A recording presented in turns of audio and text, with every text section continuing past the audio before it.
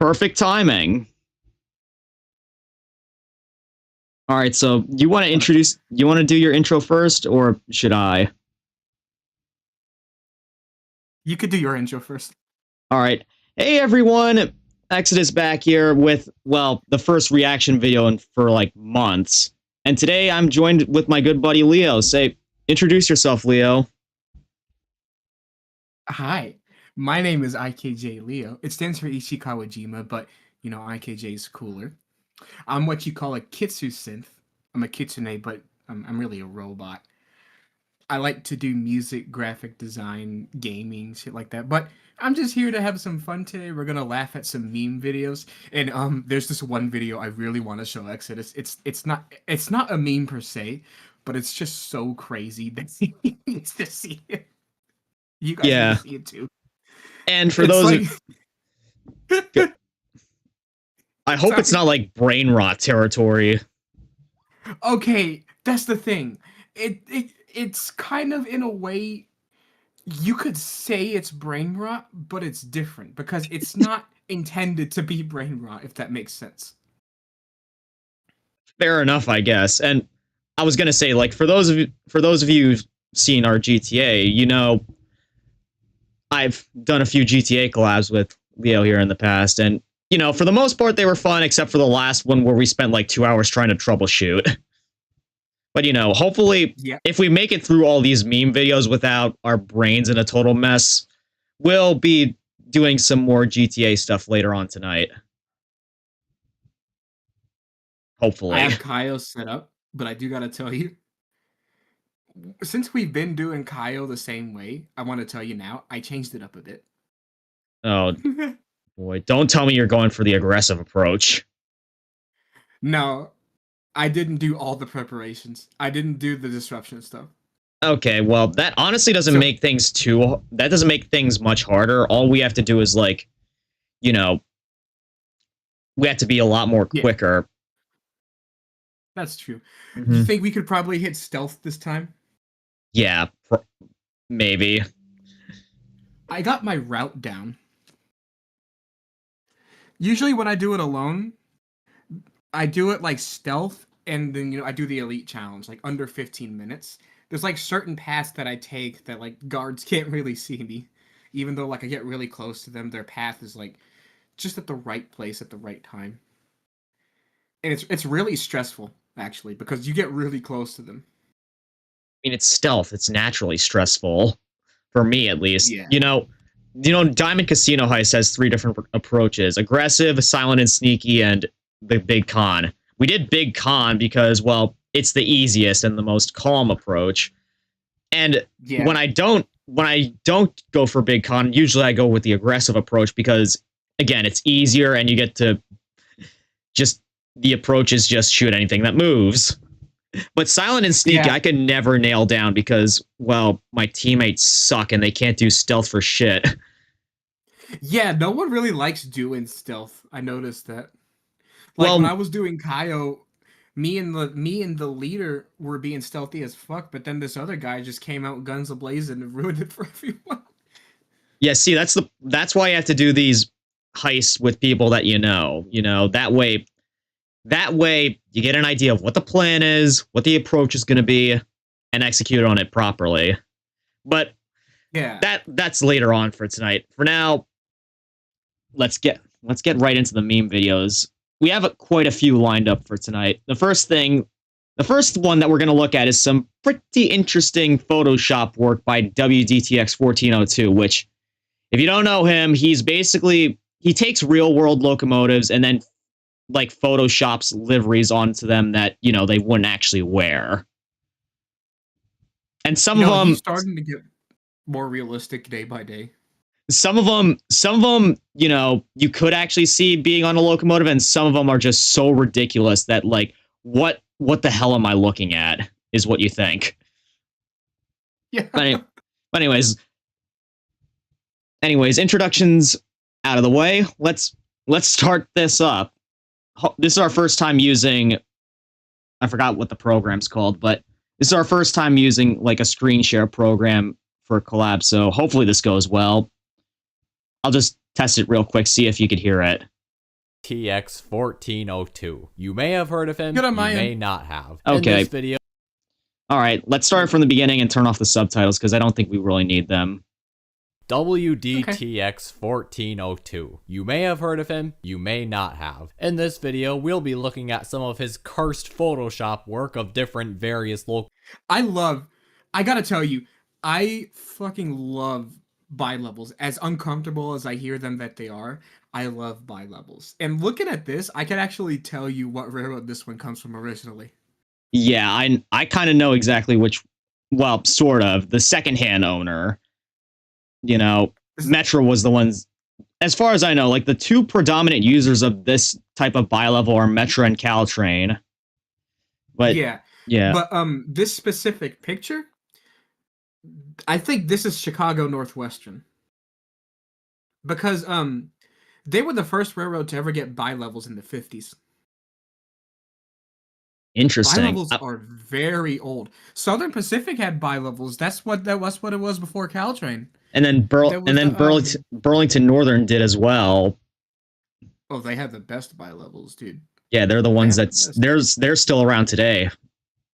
Yeah, they also had the fucking Frederick Knudsen E9s with Yeah. the 645s in it. Yeah, and I feel like that's what's pushing this thing right now, unless it's another CNW engine. But joke. That's a let me see, what is that?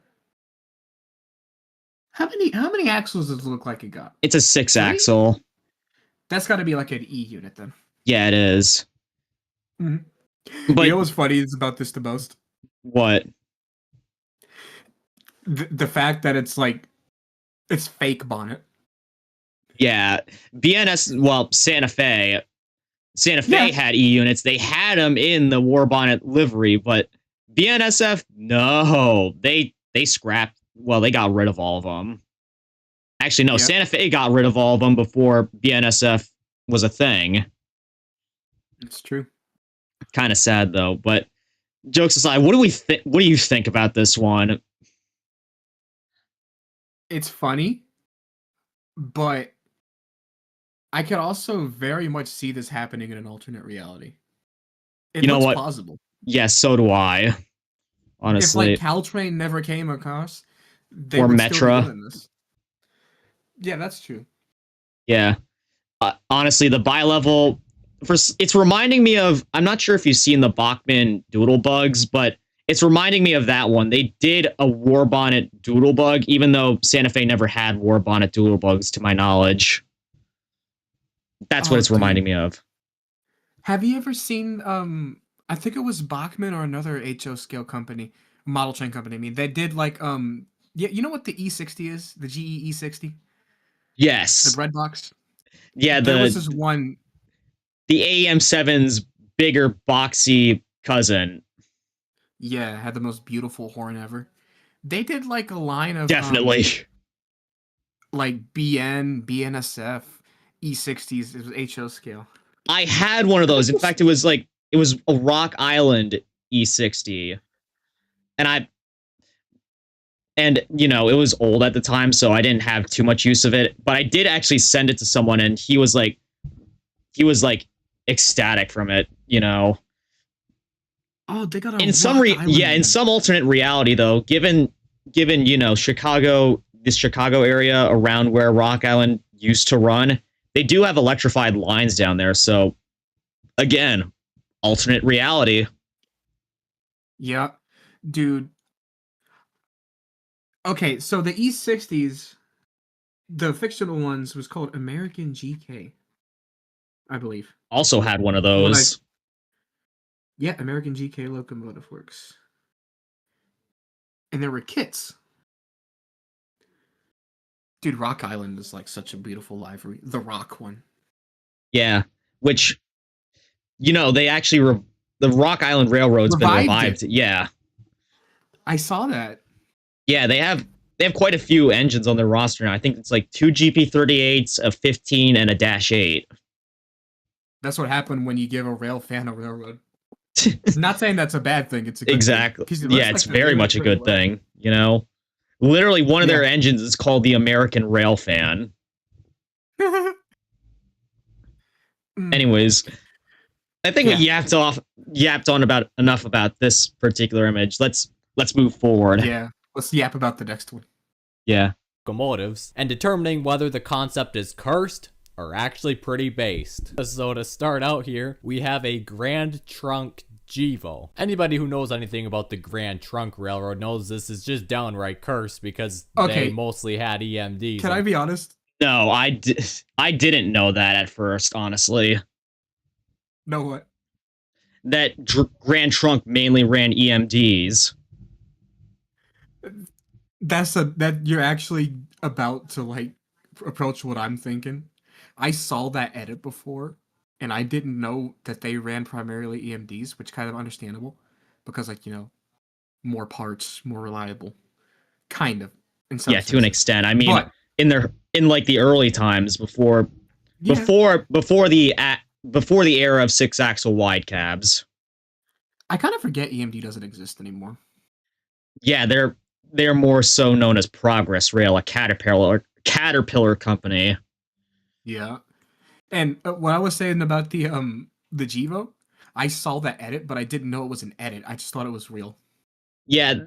Also, that kind of gives context as to why CN's heritage unit for the Grand Trunk is an SD70M-2, because keeping true to GT tradition, they never ran AMD, so they might as well keep that true for the heritage fleet. How do I know this? Well, I just so happen to have the full CN heritage fleet as HO scale models. How many are there?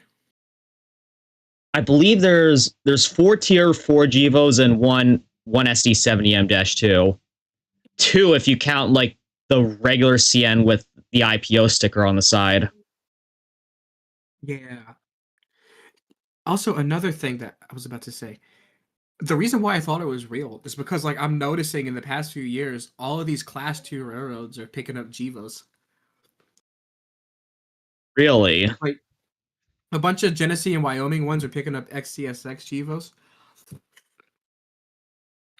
Yeah, that's kind of lining up. And also, Yep. Iowa Interstate. Anyways, let's go on. Yeah. What do you actually think of that edit, though? It was great. It was so great that I actually thought it was real for the longest time. You never don't would have blame seen ya. this scheme on a Gevo. I mean, it Yes, seems like it the would happen. GATX Oh my God. F40. No, that's a freight Okay. livery on a passenger locomotive. Get that out of here. Do you know why I really like this guy? Why? Well, I mean, Look does the under locomotive or the on dude who does photoshops? the dude who does the photoshops. Look at the front underneath the handrails, the little BN sticker. That is such an attention to detail. Oh, that's right. Well, yeah, I've seen a How few insane is that? I've seen a few locomotives that had that. I didn't actually realize that, that was on here before. Yeah. But anyways, And, this like, the No, go only on. time that I've seen people, like, do edits of trains with this amount of detail and care, in, like, Japan, they have, like, a whole meme culture surrounding fake train edits called usoden, and it's very much exactly like this. It's so good. yeah. Even got the air purifier thing, the air conditioner too. Yeah, air conditioners on these engines are either supposed to be like white, silver, or black. That's just weird seeing a blue air conditioner up there. And yeah, I'm not going to get over the fact that this is a freight livery or a freight leaser livery on a passenger locomotive. That's just not 0 out of 10 for me. Times must be getting really tough for Metro. Another those. I still can't believe they got those huge ST70s to replace their F40s. Yeah, the original renders though, they either looked like SD70 ACUs or SD80 Max. But That's true. yeah, it is kind of cool to see them nowadays. It does look pretty though. I'm kind of glad that they have the flared radiators as well, because that just matches the profile of those specific engines. Like, I just prefer wide cabs with, extended radiators out like that. It matches the profile. Yeah. All right. But anyways, this locomotive's cursed. 0 out of 10 for me. I would say. Oh, look here, it's a CP F40. Oh, look here, it's a CP. Hold on, I need to process I this believe one. an. What? This one. I just need to process it. Why didn't they do this as a heritage unit? Exactly, dude. You know the logo on the very back that would seal this area of CP. The Pac-Man multi-mark. That's like one of the most beautiful, not even as like rail fan talk, but like as design talk in general. That's one of the most beautifully made logo marks that anyone has ever done because that fits on so many places, dude. You've seen it on planes, you've seen it on ferries, ships. No, not ferries, ships. You know CP ran ships like ocean liners. I know that they ran airplanes before, but no, not ships.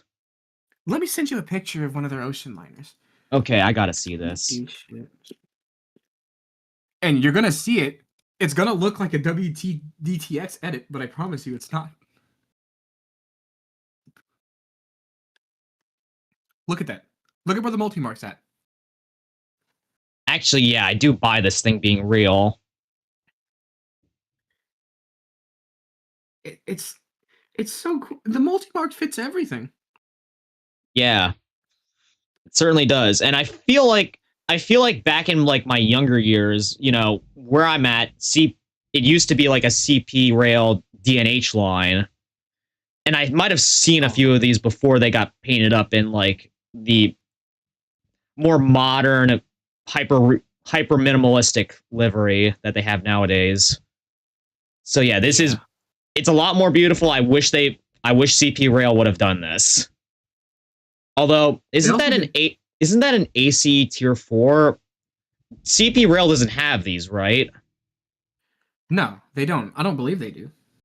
No, they only have ACUs, and those are what they run their heritage units as. But still, I think we're in agreement. This is a good one. They should do this. It is a good one. I believe so too. God, dude, the multi-mark SD70 AHT4, but in the Pac-Man scheme. Okay, this goes so hard. If these were actually real, trains would be a lot more worth catching. Oh. Yeah, I agree with him on that one. This one? I feel like this is believable. Yeah, it definitely is. I feel like I've seen this one on Athearn models before. Exactly. So yeah, this is believable. Did it actually happen? Yeah. I don't have the historical context to know whether or not it did. But yeah, is this a good one? Do you actually buy this one? Very good one. I would buy it for sure. Also, there was something I wanted to mention, and you know, KCS going down all the way to Mexico made me remember. You know, they're sending the Caltrain, the old Pullman bi-levels, like the one that we saw at the beginning of the video. They're sending them to like Peru, I think, somewhere in South America. Yeah, wow, quite the journey. I think I might have actually seen a few of them being used on Peruvian rail lines at the time. Yeah. The only thing crazier than that is the British HSTs in Mexico. Right. I'm not sure if you know, but they actually sent like an experimental version to Australia as well. Yeah, what was it called? The XPT. Yeah. It looked like a game console. The name sounds like a game console as well. Anyways. KCS. Oh, nah. A KCS Grey Ghost F unit. Oh. Wow, he actually didn't like that one. But this one I really like. I would get on board with, you know. Yeah. It could be a heritage unit. Either that or like, you know, if Denver Rio Grande Ski Train gets reformed and, you know, the Genesis locomotives are getting phased out by Amtrak right now, I could very well see this happening. That's exactly what I was thinking, the ski train. I would love to see this run through the Moffat Tunnel. With this livery? Yeah. I would it's gladly used, right? What? The Moffat Tunnel? Maybe. Again, I'm not that knowledgeable out west. I see. But yeah, I would definitely try to... if I ever go out to Colorado again, I would try to catch this if it was real. What? It's a Rio Grande P42. I love seeing like the It class says UP one, like the freight 1989 on the side. railroads on the Yeah, P42 that's locomotive. It's something even about better it's just there. so hilarious. And also, oh my, I'm not sure if you this saw, should- but there was the actual UP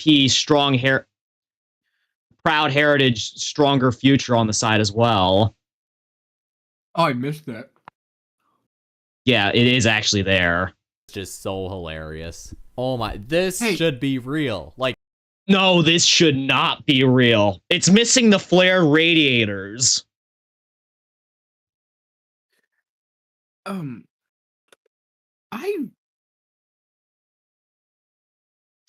shit. I remember seeing, and this wasn't on WTDX. I remember this was like a real thing. It was a green, a blue, no, I'm sorry, orange Union Pacific bi-level sitting in a yard. What? It was for maintenance of way. Okay, now I've that never makes sense, seen it. but I've never actually seen or heard of this.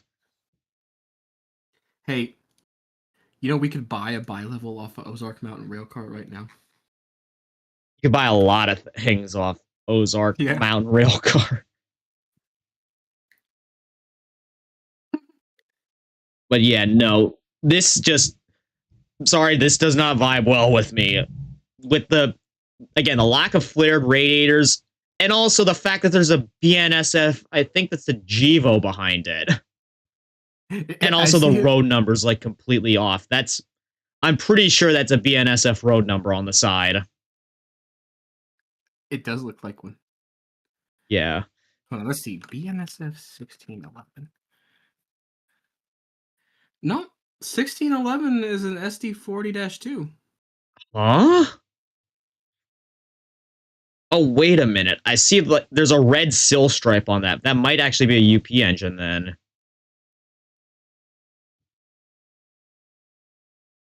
Union Pacific 1611 was an SD40N. What is this? It's EMD wide cab of some sort. It could be either a 60M, a 70M, a 60i, or a 70 Mac. Is what I'm thinking.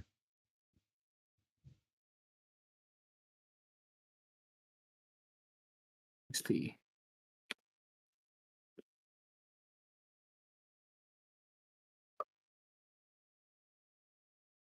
Also, I'm looking at the comments here on the side. I could picture that on the point of a long distance train. Probably more reliable too. Maybe. Yeah, anyways. I found it. What was the original road name? TFM in Mexico. A Mexican railroad? Oh, it's KCS Mexico. Oh. It's also called TFM. Okay. That was so this, I assume this was directly after KCS took over TFM. Okay. Yeah, that adds up. Yeah. That's what it has to be. What's your thoughts on this?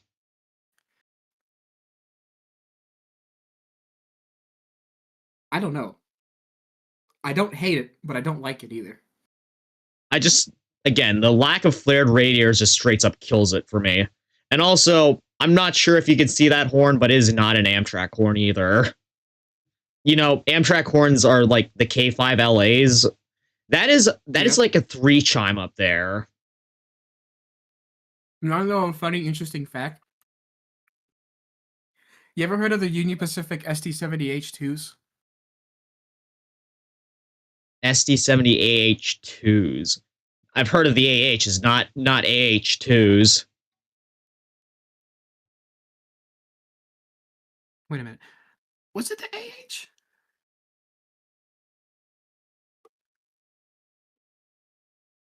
Maybe it was SD60. Either way, that name's not ringing a bell for me. It was I'm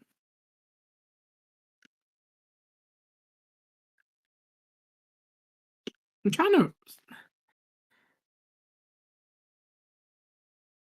Oh, what was it? It was like a set of Union Pacific SD70s. or SD60s that were like stored somewhere in like Mexico or someplace. And there was like a shit ton of them. And their horns kept getting stolen. So they had to find a way to quickly replace them. So they got horns from a manufacturer, a smaller one called Buell. And they're Buell H3s. And they H3s. sounded, yeah. You ever hear those like quote unquote train horns that you hear on trucks sometimes? The Yes. fake ones? Yes, I have. So originally Buell um made those horns originally for like intentionally for trains and boats, but like the company Horn Blasters started selling that and then they picked that up.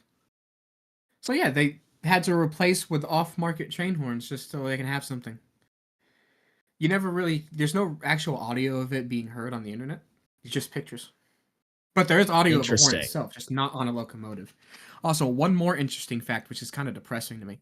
So you know Leslie horns, right? Yes. You know Horn Blasters bought them out? Yeah, that is kind of sad. The King of the Horns, the insane. RS5T, is now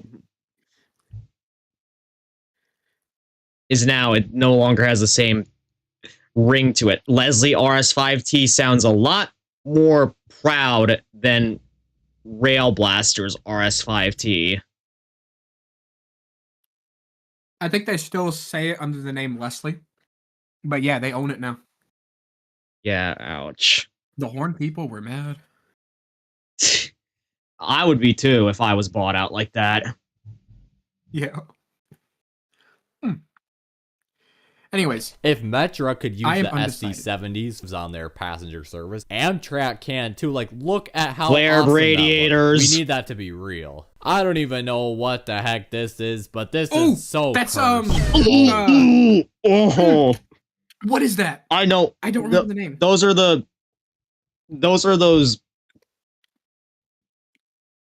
Knaus ML9000s, I think they're called.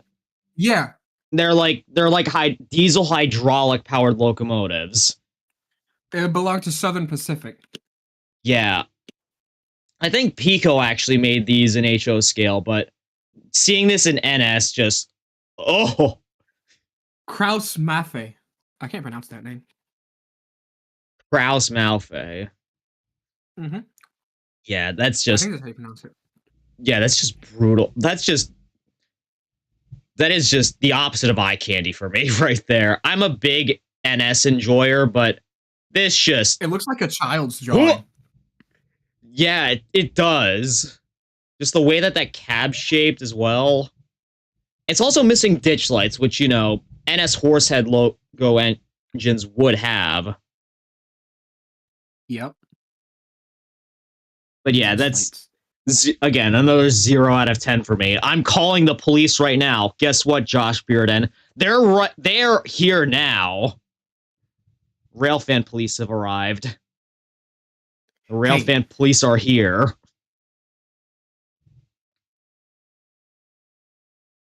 What the heck this is, but this is so cursed. Oh, You wow. don't say. It's a Frisco. Okay. Before we continue, I want to show you two pictures. Okay. I want to ask you a question. I'm about to send you a picture. Do you think this is photoshopped? Look at the horn. Holy crap. The rest of the picture, no, it doesn't look photoshopped, but the horn itself, yeah, it does. But just based on how old this picture looks, It's real. I want to say, yeah, it's real. It is real. What the heck? That looks like a Canadian style horn. Like, you know how they have the K5, they have like two K5s, one for like normal horn and the other is like an emergency horn. Yeah. That's what that's reminding me of. So I tried finding the story behind this. All I could find was that like somebody just wanted to have some fun. And fun they had. Maybe the people listening, though, they'd probably have their eardrums blown out from listening to that. 9-hole bells. Yeah, that someone better get on that. Make like a K9. I guess that'd be like LH or something. I don't know. K9L. It's a mixture of Leslie and airchime bells. A mixture of Leslie airchime bells. Yeah, that's crazy. Yeah. Okay, let's get back to this. Yeah, let's get back to Just this. to- We're already just on to the be next. sure. We're already on the next thing, and honestly, I'm not the biggest Frisco fan, but this looks cool. I thought it was real. I was about to ask you if this was real or not, but then I remembered what we're watching. Yeah. Which rail? I don't remember which railroad has like the Frisco heritage. Maybe BNSF, maybe CN or CP. I honestly don't know, but whatever railroad has this as like their as a heritage railroad, they ought to get on this. I don't think anyone has a Frisco heritage unit. Yeah, no one. But I don't know which railroad Frisco, which modern super railroad Frisco is part of. I think it would be BNSF. Oh. Well, then you know that a heritage unit for them is not going to happen because you already know. Yep. They kind of cheap out on their heritage fleet. Anyways, this is a good one. We like this one. Yeah, it does look pretty. Jeevo, I would shoot this in a heartbeat. That looks awesome. If So would BNSF I. made heritage units, oh, if they did something like this, I have no. The world that could have been. Okay, now after seeing that CP Ocean Liner picture that you sent me, I could actually see this as well. This might actually be a real one as well. I'm trying to think. What is this supposed to be referencing? I don't know. I don't know either. It's just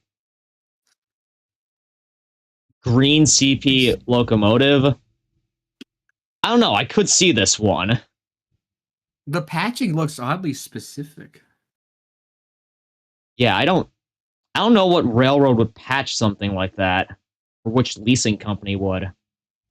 I found it. What? That was quick. Referencing this.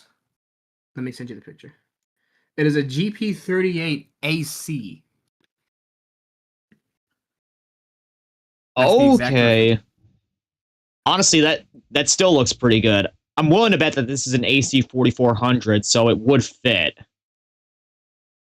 Yep. All it's missing is the cab-mounted bell. EN3. Who's No idea what this is supposed to like represent, but a green CP Jeevo doesn't look too bad. I won't even lie. Oh wait, I didn't even realize that was a Jevo. I thought, but then that still work because it's also an AC locomotive.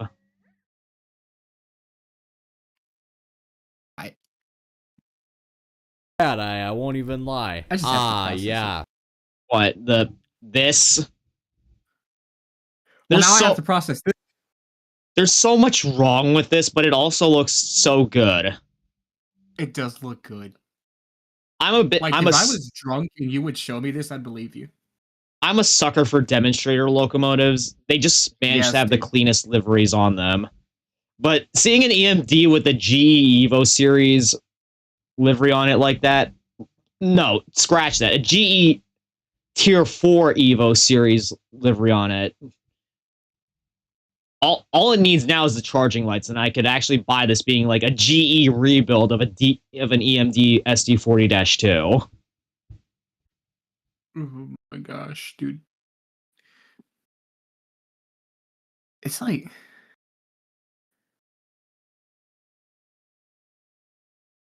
It makes me feel like... I don't know how to put it. I have to convince myself that this is a Photoshop. Yeah, it's a conflict of feelings right now. I feel you as well on that one. Exactly, dude.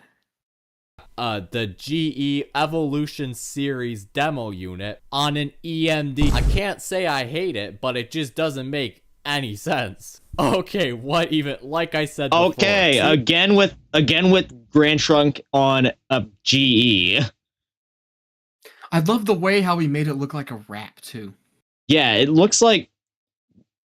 almost looks like the way that the red is on the front. It almost looks like the Phase 1 Heritage liveries. Yeah, I can believe this is real. Because Metro North has done heritage units with their old They're old Genesis P- locomotives. Yeah, Although I don't think Grand Trunk ran anywhere close to, unless I'm wrong, I don't think they ran anywhere close to Metro North's territory. I'm not sure either. Have you seen their Conrail one? Yes, I have seen their Conrail one. It's blue. It's like the old FL9 livery with, the regular Conrail blue, but with yellow in the front. For visibility. Yeah. Now I can kind of see it. Also, now I'm actually reading the description up at the top. It says, Metro North has officially unveiled the last of its 40th anniversary heritage locomotives after numerous delays. One P32 in the Grand Trunk livery. Mistakenly wrapping it. That was a mistake. Yeah. How do you accidentally wrap a locomotive in the Grand Trunk? Good question. Honestly, That's like taking your car to the auto shop, tell them you want cherry red, and they give you fucking Pennsylvania Tuscan red. it wouldn't even look like red then. It just looks like maroon. Or like the reddest shade of brown possible. Also, I didn't realize that this was a P32 until I saw like the nose plating up at the front. I for real thought this was a P42 until, because Amtrak's P42s, they're like numbered from 1 to like 207. Yeah. What is that nose plate for? I think originally there was like supposed to be there was supposed to be like a lit number board there, but I guess during rebuilds they decided, we don't need this anymore, so they just plated it over. It looks like there's a hinge on the front, like it opens. Yeah. It could also be another part of the bolt-on nose because, some of the some Genesis rebuilds have those bolt-on noses that allow for like quick and easy repairs between if it happens to get into a front-end wreck. I didn't know that. Yeah. I think, there's a few other locomotives that do that as well. I think F59 PHI is one of them. Anyways, this one, again, same vibes as the Metro North Conrail Heritage unit. Yeah. We like it. Freight roads on a P42 is so funny. This actually looks really similar to, I think, Amtrak's latest scene. I think it's Phase 7. I mean, not quite. Oh, no, yeah, that does as well. Honestly, all it's missing is like the full red on the front, but that's just how Amtrak is. Actually. Yeah. Yeah, now you see the bolt-on nose. Yeah. That thing came loose while they're operating it. That would actually the front fell off. Yeah, that would suck, but I think they might actually be riveted in or something. Yeah. Or some way that it's easy to take it out with a machine but hard for it to like loosen up. Yeah. Right, but like it's there. Oh yeah, everybody's favorite Metro units, the Genset. I could buy this, but at the same time, it is fugly. I'm not the Genset's biggest hater, but it's not my favorite locomotive either. I think like it's crazy to think that this thing has 3 truck engines inside of it. 3 truck engines. Wow. Yeah, that's how the Genset I guess that's why there's like 3 exhaust stacks there. I guess. Yep. 3 exhaust stacks, 3 radiators. Yeah. I think my club has a lot of locomotives. They only have one of these, and it's a UP one. That makes sense. They love their gensets at the UP for the big yards. Okay, this is awesome. Why? Why couldn't we have this? That's nice, dude. Yeah, the Conrail SD80 Mac livery on an F unit. yeah, this is another one of those cases where I could see like an alternate history where they converted some of their F units to have AC traction motors. Yeah. Basically what That's NS so is doing now to their Dash 9s. They even color the horn blue too. Oh my god, Yeah. that's perfect. Yeah, someone in the comment section here said, the real question though is who will be the first to model this? Athearn or Broadway Limited? It gotta be Athearn, dude. I don't know, man. Broadway Limited has been dabbling in Conrail fantasy schemes with the shark noses. What? Conrail shark noses? Yes, I gotta quick search this up for you that show you. BLI Oh, that's Conrail. insane. It's not the exact same. It's not the white face livery. I got it. It's not the white face Guys, livery that's it's there. the all blue one. Yeah, it's just all blue. And they made both an A and B unit for it. That's another one where I could legit see it happen. Could have seen it happening in a alternate history. Yeah. Oh, dude, Delaware and Hudson has the most beautiful paint scheme ever. One of the most, in my opinion. Think about that one. A Conrail F unit. Oh, that's so good. A Phase 7 standard cab EMD. Okay, this one I actually like.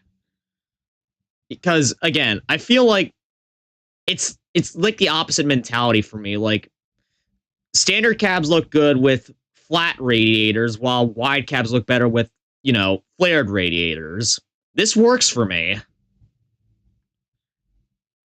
But the question is, what road name was originally on this one?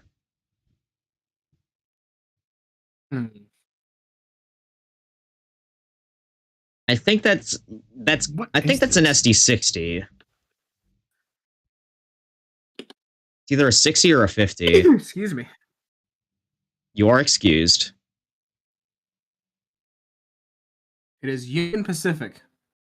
Okay, that makes sense. I think they're the only railroad nowadays that actually operates standard cab SD60s.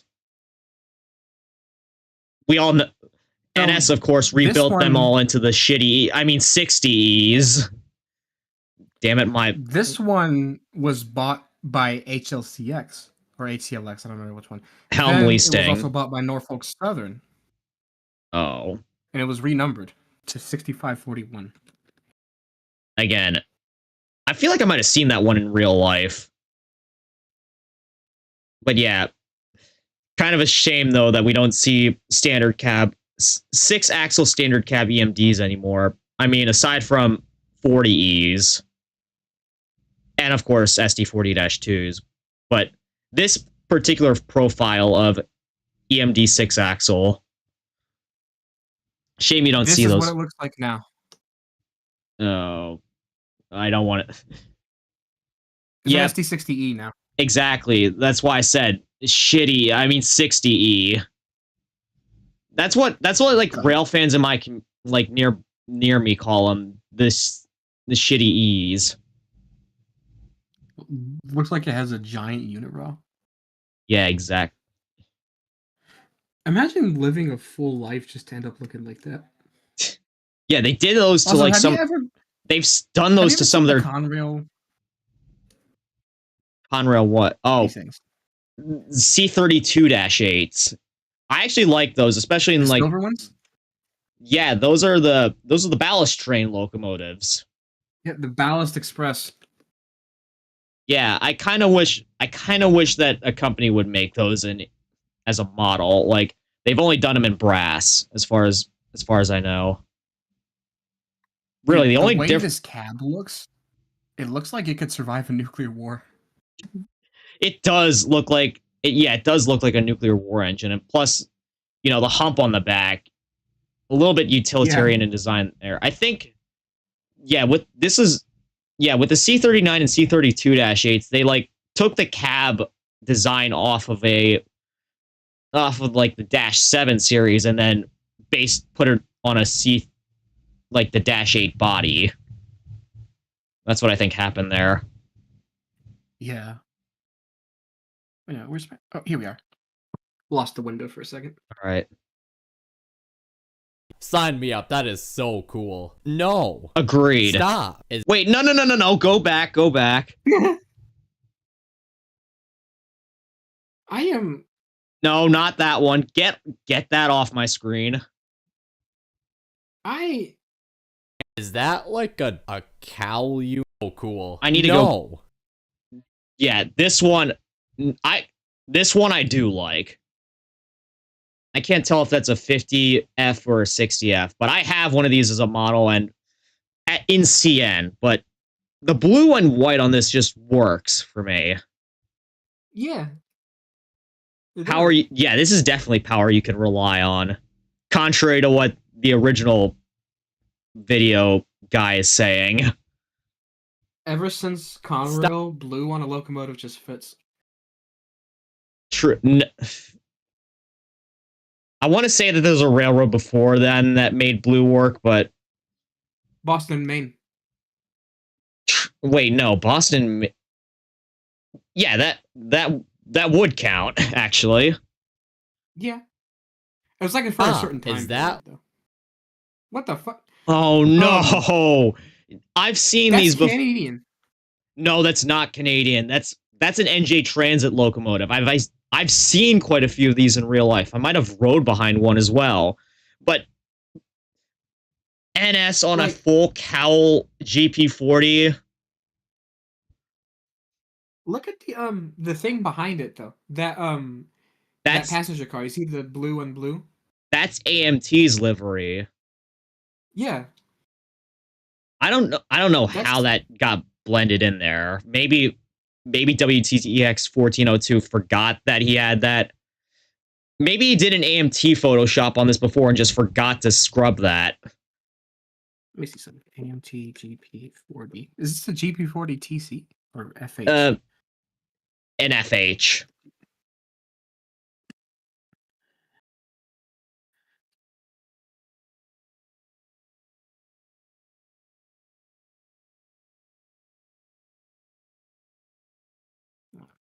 $41.35. It might actually be under Metro North ownership now. Let's see.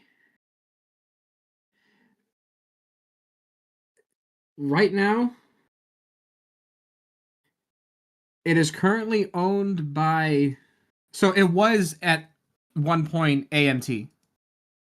Really? But right now, it seems to be owned by BUGX. Brewery in Monson. I can't pronounce that. Never heard of that one. Guess what railroad it started at? Guess what railroad it was built for? Which railroad? Yes. Which the locomotive was built for? Yeah, originally. The first owner. It's got to be NJ Transit. They were the ones. It's either NJ Transit or Metro North. Those were the original owners of these things. What? Actually, no. That makes sense though, because Penn Central commuter lines, they ran Penn Central and Conrail commuter lines ran before NJT. They just it was originally just a G40, GP40. Yeah, and then they built the full width cowl body on the side and just made it look like that. Yeah, that's when New Jersey Transit got a hold of it. So it went from Penn Central, Saratoga, North Creek, New Jersey Transit, AMT, New Jersey Transit again. What does that say? San Luis and Rio Grande. And now it's owned by... They had that. I just don't know how to pronounce this one. Bruggers in Monson. Bruggier in Monson. Is this a railway? Oh, it's leasing. Okay. that makes sense then. Probably getting ready to be. It's probably getting ready to be scrapped then. And honestly, might be It's for the the better. same people that own this like really weird Rio Grande F40. Okay. That's not an edit. That's real. Oh, San Luis and Rio Grande. Oh, yeah. Yeah, they chopped the nose on that. They chopped the nose on that one so they could put like a front railing on it. Okay, so the Makes Bruguiere and sense. Monson, also known as the Diesel Motive Company, is a company that owns, operates, and maintains diesel locomotives. That's it. Oh shit. That's all they have. Oh, they're like I guess they just work on locomotives for customers. Field services, wheel profiling, locomotive leasing, parts, other services, and they have something called the Vault. The vault, where their most valuable assets are kept, most likely. You have to log in with the password. Yeah, they don't want outsiders getting in there. It's such a crazy life cycle though for this locomotive. Yeah, just going back and forth between like the same manufacturer, between the same roads over and over and over again.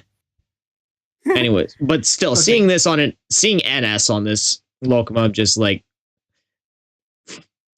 get me some eye bleach, please. Again, I'm a big I wouldn't be NS fan. surprised This no is one has not saved one of their. life.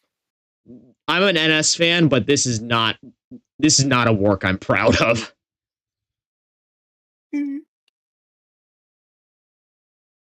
Like a cowl unit with a standard cab. Respectfully, just get out. No. See, the problem with this. Drink this one in for a second. The I need problem. to absorb it. Okay, I'll let you absorb it.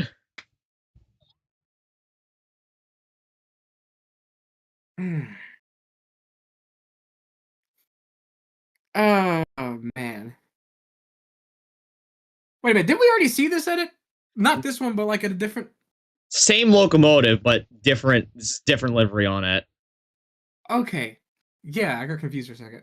Okay. Were you gonna say something else about it? No, I took as much as I could. Okay. You see, the problem with this one is the placement of the Santa Fe, like, cigar band. It's like, it should be higher up on the locomotive, in my opinion. Like, Yeah.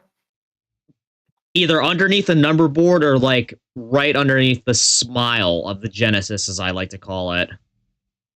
Yeah. But yeah, other than that, I could see this actually happening. Well, again, alternate history, because BNS, Santa Fe, they put these on their wide cab locomotives and their full cowl units. So this would be right up their alley. That is true. That is. I've got a stump. I'm torn between liking it and not liking it. Let's go to the next one. Yep. Is so cursed. Oh yeah. No! Oh! What? Oh. Oh. What crossed his mind when he made this? The Burlington Scotsman. Gordon used to say he was green when he was a kid. When he was young and green. Not because he was green because like he was inexperienced starting on the railway, but he was literally green. Like, a bad joke. Just because now we know why. Yeah, this was what he was before. God, even the headboard is green. Oh. God, the buffers are white. Yeah, this is like the white face livery that they put on this thing. This is a -1,000 out of 10 for me. Speaking of steam locomotives, did you see that the big boy has elephant ears now? They actually had them. I think there was one big boy before that actually had those smoke deflectors before, in like the earlier years. I always thought it was. I don't mind them. I don't I mind think they them. look great. Yeah, exactly. They look great in the Challengers. They look just as great in the Big Boy. Though, you know, they're better known to not have the smoke deflectors, but you know, it doesn't hurt to see them on there. That's true. I like it. But yeah, this one, just get that out of here. This is going right into the trash can of Photoshop abominations for me. The Burlington Scotsman, Burlington Northern, or however you say it in a bad British English accent. But yeah, I'm no. from Yorkshire. Get this off my feed. Buddy's favorite, the Burlington Scotsman. Not my favorite. Oh, but this one actually I could get on board with. That's believable. Yeah, BN had FP40, not FP45s, F45s. And they actually, yeah, they had this livery on it. Although, would that? I can't actually tell that this was just grafted. The road number is the exact same as an Amtrak F40PH. Burlington Northern also ran passenger trains, like similar to, they look like the E9s, but like it didn't have the red front, and they weren't like, you know, they weren't commuter. They were like full-fledged passenger trains, like before Amtrak took over, right before. Really? I thought that was just like an AHM Rivarossi fantasy thing, but yeah, I could actually buy that. They also had the green F units too. Yeah, those I do remember because they had them for both freight and passenger service, I think. Here we are. Sending me. I actually have a pair of Burlington Northern branded playing cards that were on these trains. Interesting. It's only $10 to get. Only $10. They're probably worth like a couple hundred, like 50 nowadays. Let's see. Oh, that's actually, yeah. Now actually seeing that just looks too cool. It's a shame though. You can get them brand new, still sealed for $8. Damn. Honestly, There's I like a lot of them too. You know what? I'm just gonna go out and admit this right now. I'm not a big BNSF fan. I like the two railroads that came before it more than, you know, the product of them. Just because the liveries on them were some of the best of their time. And then just nowadays with that Halloween orange livery, just sorry, not one of my favorites. And I'm pretty sure we're going to be seeing a few BNSF photoshops by the end of this. But definitely. These already exist. Like, I swear Burlington Northern had, maybe it wasn't exactly an F. No, they were F45s. But again, I could, like, if this was an alternate history where Amtrak didn't exist, I could see this happening. Yep. 40, but something similar. Oh yeah, or better like yet, no. Better yet, if Metra had made a Burlington Northern Heritage unit. Yeah, they would just need to make the nose like the red stripes. Put that shit on the racetrack. Yeah, like the red or the tiger stripes or something that's not like the regular Cascade green. Maybe it wasn't. And it would be exactly perfect because it'd be the F40, 6-axle. but something similar. Oh yeah. Wait, the 6-axle? Yeah, those ST70s they run now. I honestly would have preferred the E9s were 6-axles, and the ST70 is also a 6-axle. Actually, you know what? Fair. Though again, that F40 just looks clean for me. Does look clean. Now this thing. No, this is the opposite of what we saw before. You know, the SD40 with the GE demo livery on it.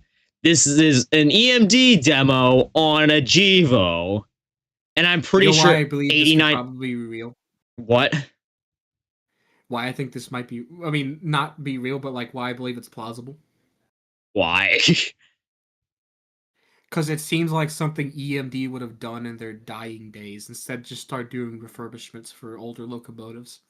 This isn't even an older locomotive. Do you see the road number on this? This is one of NS's heritage units, so it wouldn't be that old. Oh my goodness. Although 8098, I'm pretty sure. I think that's the Southern Heritage unit. Let me quick look that up. Either that or the Conrail one. 8098. Yep, that's the Conrail one. Honestly, now it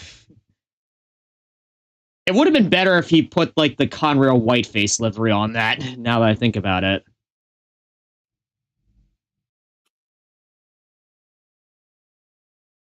I feel like this guy might actually be like have like a professional career in some sort of graphics role, because he does a lot of methods in Photoshop that usually people don't do.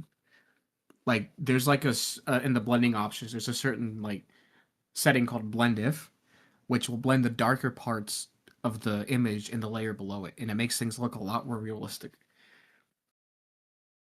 Yeah, Like, he really puts effort into this. yeah, he probably does. He might work in the paint department of like one of the major railroads, which I would actually buy. That's what I think. yeah, but this just again somewhat believable, but I still think it's super cursed. Yeah. It's kind of like the GE Evolution series demo unit we saw in an SD40 earlier. Except Exactly what I said. On a Gevo. No, it's a reverse. No, oh, okay. They're doing the opposite of the CSX Heritage Unit thing.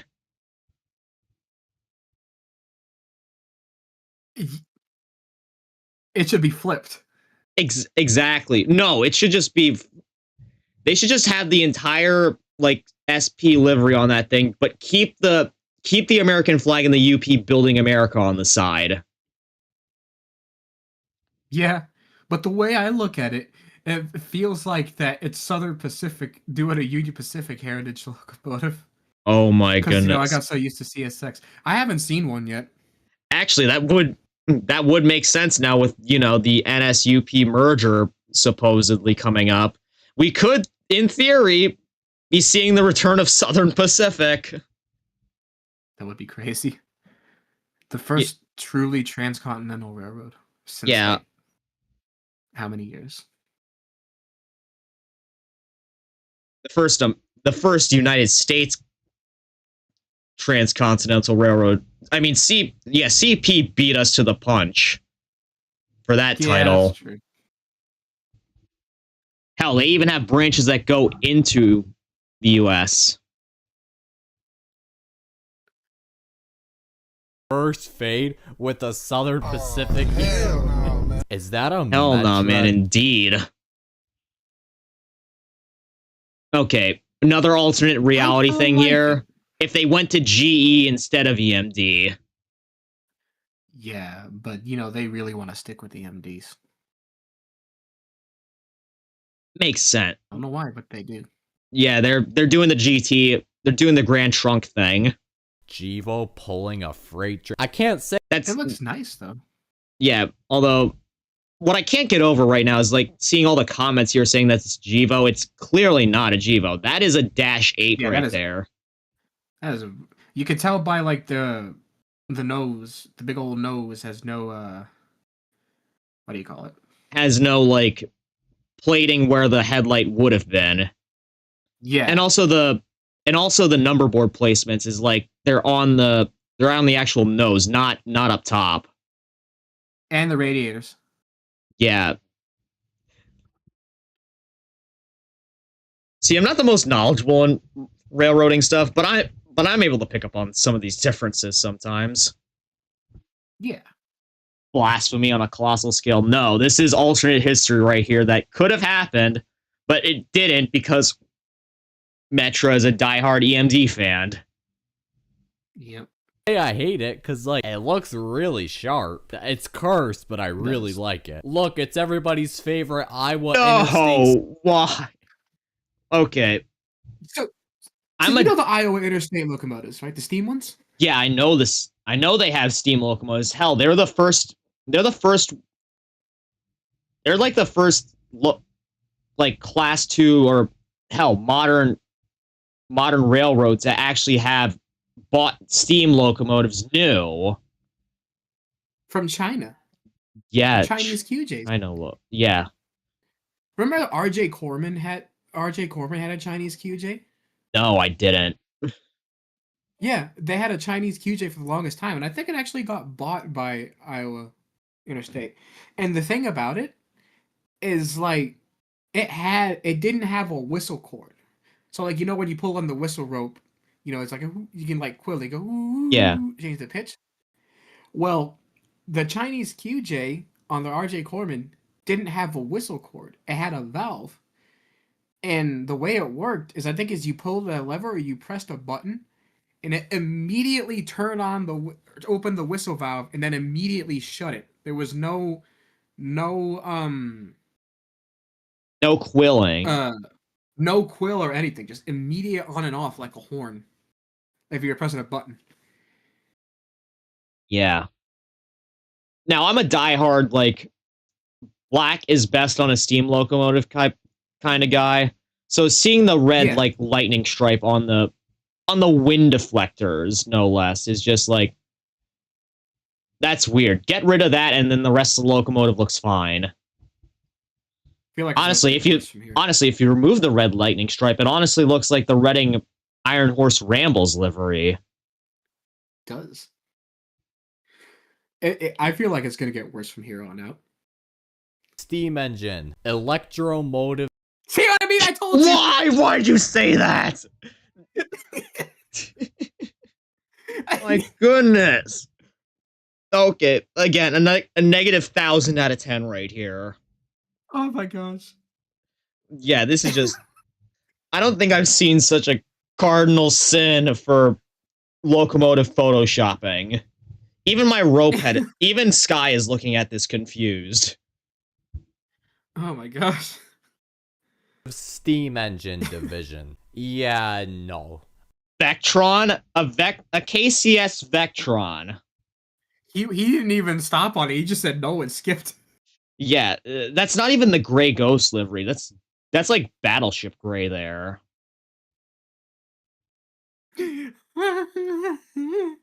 But still, no, that would never happen nowadays.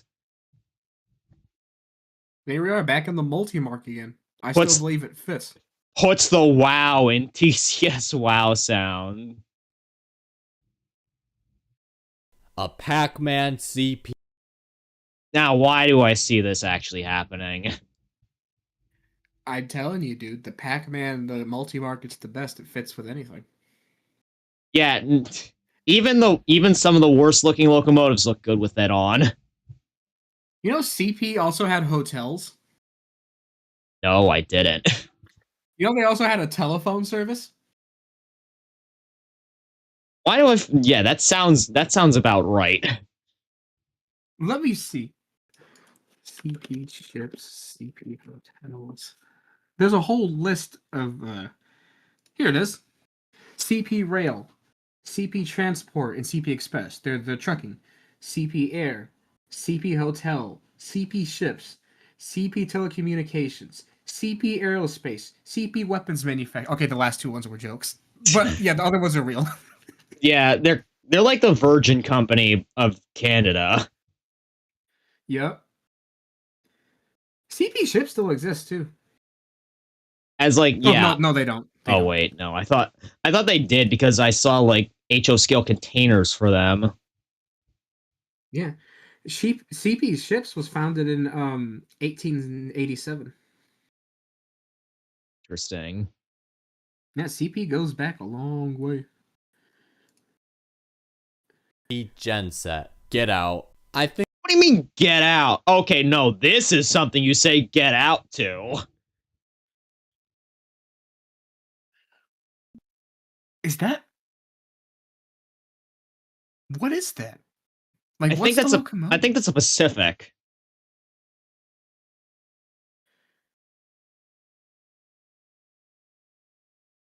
Oh man. I think that might actually be that might actually be Sioux Line 10,000 1003. That's what I was thinking. Because Dude, I'm the like whistle thinking, on the locomotive seemed so beautiful. what Pacific steam locomotive would run in Metro territory? It has to be 1003. Yeah, that's what I'm Look at thinking. the first comment. Metro will do anything except buy new power. Oh my, that's so real. It's not even funny.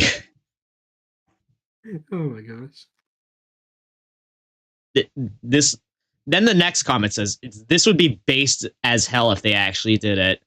I respectfully have to disagree.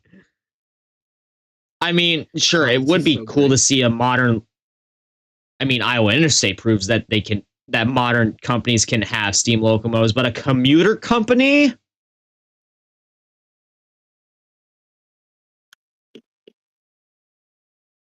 I'm just dumbfounded by this one. Can I show you something pretty cool? Yeah, go ahead. It's not the list of CP things. You know, Santa Fe had an airline as well, right? Yeah, it was airmail. Yeah, didn't last too long though. Yeah, I saw the YouTube video on it. Shame it didn't last too long though. Yeah, that's so pretty.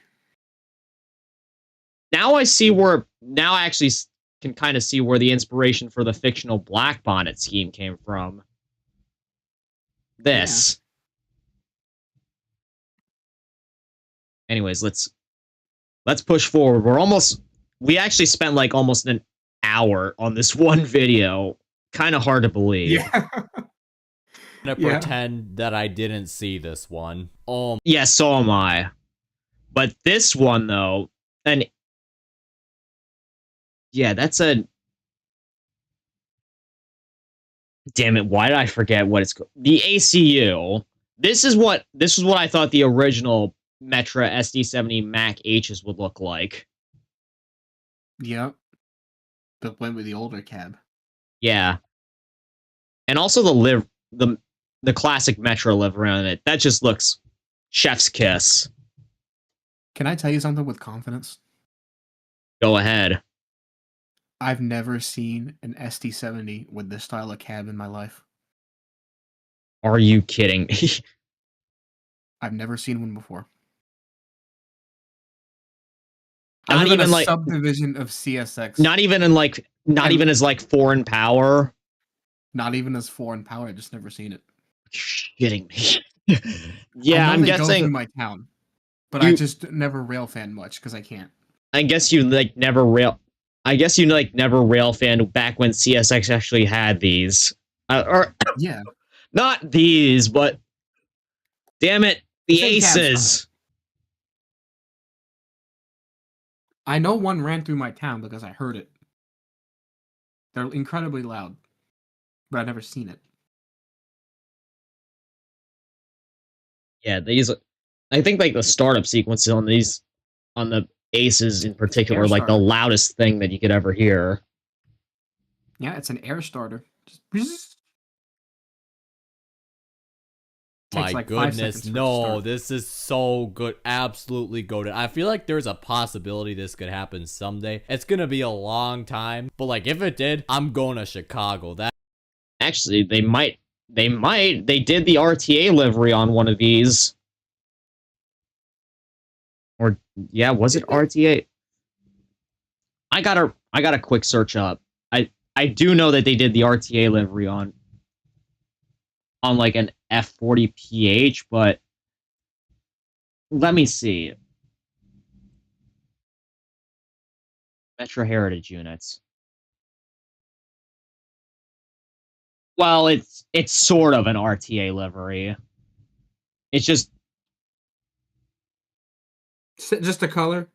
Yeah, just the color. Because all the Metro Heritage units, they still have the big Metro logo on the sides. Yeah. Just like keep the color.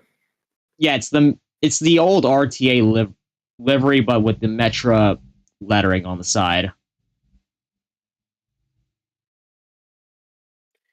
It's pretty.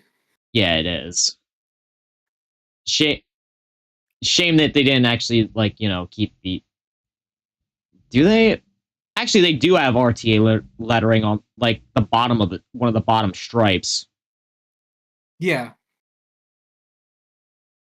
Anyways, let's see what's next for us on this cursed list. That is too cool. It's gonna Oh, be look, bad, I it's feel like. BNSF. Oh, Oh my god. they're going out. They're going out iPad foamer hunting now. Good god. I'm telling you, this is in consequence of that one fucking kid that purposefully derailed the BNSF train Oh my god. by hitting the switch. If We it got wasn't it. for that That's fucking that's kid, another video we have to react to. Just railfan foamers doing dumb things. dude. Like usually, I'm It not one to dog on like other rail fans, but just stupid shit. Look in the back. where what I don't 2 cars down. 2 cars 1 2. That's Great Northern. That's Great Northern. What the? Look at the green on the nose. How is a Great Northern? Let me try to process this real quick. I thought green was like Burlington Northern, not Great Northern. Wait a minute. Okay, not Great Northern. It's something else. It's like it was orange and green. Which railway had an orange and green livery? Trying to think right now. It was. Wait. The name is like on the tip of my tongue right now.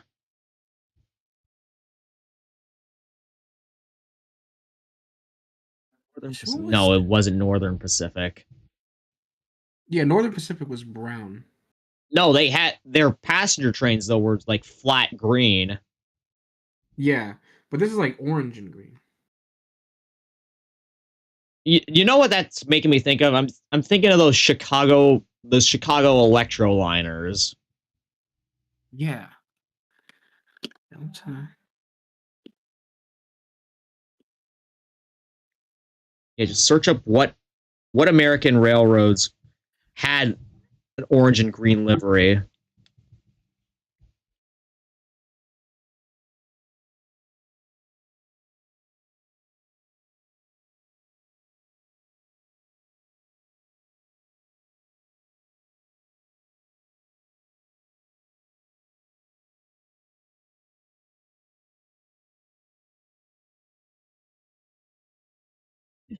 In the meantime, I'll also read some of these comments. Looks like BNSF is top notching their railroad police. I won't even get my phone Great number. Northern. That's Great Northern. Some of them does have that green, but only some of them. It's like the darkest shade of. I think they had like the darkest shade of green possible. Yeah, I won't even give my phone number to a foamer, let alone internal computer access to anything. Jeez. That's another. Yeah, that's definitely another thing we have to react to at some point. Just the dumbass foamers who do stupid stuff and hurt our reputations as rail fans. That's why I don't really tell people I'm a rail fan. I know, I don't tell that people easily. I'm a rail fan either, unless I trust them. Yeah. New railroad police. They're gonna get rid of all the 12-year-old iPad foamers. What a shame. Oh, if only. Not a shame. That one is like, this one's pretty. I believe this. Yeah. If Sioux Line never went out of business, what happened to them? Did they get sold? Yeah, I think they got bought off by either Canadian National or Canadian Pacific. Canadian Pacific. Okay, yeah. That's what it was. Because I remember like the history. They got. I think it's like something with their STL 39s. They had them from Milwaukee Road, but then they sold them off to Wisconsin Central after they got bought out. Yeah. Yeah, CPKC needs to do a Sioux Line Heritage Unit. I agree with them on that. This definitely needs to be real. This could have Looks been pretty. real if CP didn't buy them. We could have like Sioux Gevos out there. That's so cool. Again, not a Gevo. Love it. H4 SD7. Okay, another one where I'm like, why do I feel like this could actually be real? If you told me this was real, I'd believe you. Yeah, so would I, honestly. Well, again, someone pointed it out. The only thing that's missing is its PTC antenna array. Yeah. 70 Mac. I mean, it's pretty close to like a SD75M. That's awesome. I love it. Oh, look, it's the Union. No, again with this? Another one. Why?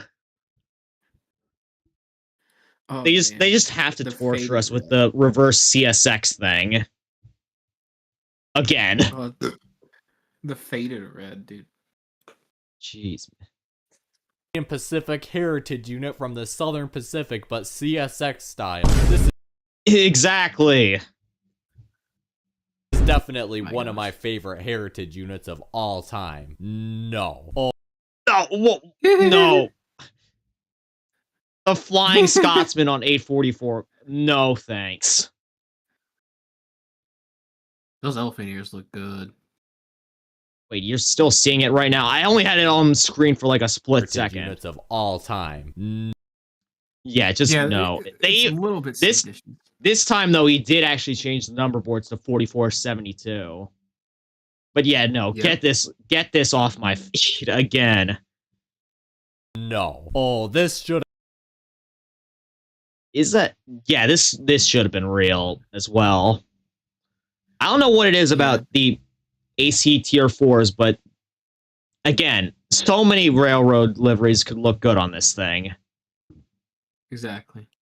That happened. That is so cool. There are some things that shouldn't even be imagined, and if you imagine them, I question you. Took the words straight out of my mouth there. Man. That's crazy. But this one though, I could get on board with. I think that's the later Milwaukee Road paint scheme. Actually, no. They have this is the Milwaukee Road Hiawatha livery on this. So I could buy this. I could actually see them doing this. You know, if like you know the 261 Foundation, right? They have like an E8 as like their diesel backup power for 261. Yeah. You know, if there's like a company selling an F40PH, they probably could do this. Yeah. And I would root for them to do this. The Milwaukee Road. Okay, this is beyond cursed, and there is no world in which. Of course, he had to do the Milwaukee Road thing. I never understood how that became a meme. And if you imagine them, I question you. The Milwaukee Road. So okay, this is beyond cursed, and there is no world in which. So, I could actually see this happening. And fun fact, so Athearn released SD60 Triclopses, but they did them in the CSX Stealth livery. Apparently, CSX did have the idea of like purchasing these, but like after the EMD sale campaign, they backtracked from it. You know, that also reminds me about CSX. When I was a kid, I always wanted to see them like own GP7s or GP9s. But like later on in life, I did some research. They owned GP15s for a little bit at one point. Painted up in stealth and everything. Yeah, I think they made it up to like the yellow note. So like not quite YN2 era, but like when they were transitioning between stealth and YN2. Yeah. Wait a minute. Did I say? Hold on. Did I say GP15? No, it was a. Sorry, it was a GP18, I think. Wait a minute. CSX did have GP15s, I believe. Unless the one I'm thinking one, it was an older Jeep that had like, I had the curved top. Oh, no, those are Jeep 30s. No, it wasn't a Jeep 30 either. It was bought over from. You said like the curved tops. I immediately thought Jeep 30.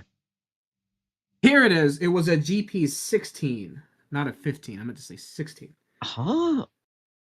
Yeah, they had GP16s over from shit. Who was it? Seaboard.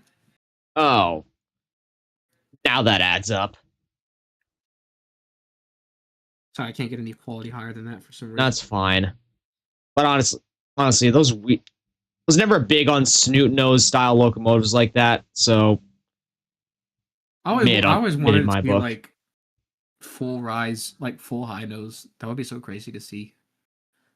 Yeah, then those would look decent for me, but nah. They just had to chop the noses on them. Anyways, let's continue. Which this would have happened. But if it did, oh my goodness, they'd be sitting in a deadline somewhere. Oh, I love this, except why in the world is it pulling a passenger train? That, look. What is Again with the freight liveries on passenger locomotives. Do I really need to say anything here? In Metrolink too? Yeah. Which, kind of sad to see that I think they only have like 2 of these things in service now, but they're like test locomotives. Yep. World is it The new pulling ones a they got are passenger train? That, look. No! Oh, speak of the devil. You literally were just talking about like Jeep 16s and CSX. Look at what's on our screen right now.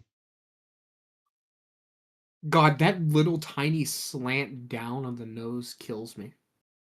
Yeah. Oh. It's 1973 on an EMD. If one day I woke up and I heard Oh. Someone like gouge my eyes out, please. This is the stuff that makes me wish that BNSF would just get split back up into BN and Santa Fe. Man, this feels like a Walther's toy. Or an Aethern toy. Or an H model train. Atlas, It feels actually. like you would buy it in Walmart. You know what I'm talking about? The Yeah. cheap Walmart, Hobby Lobby ones.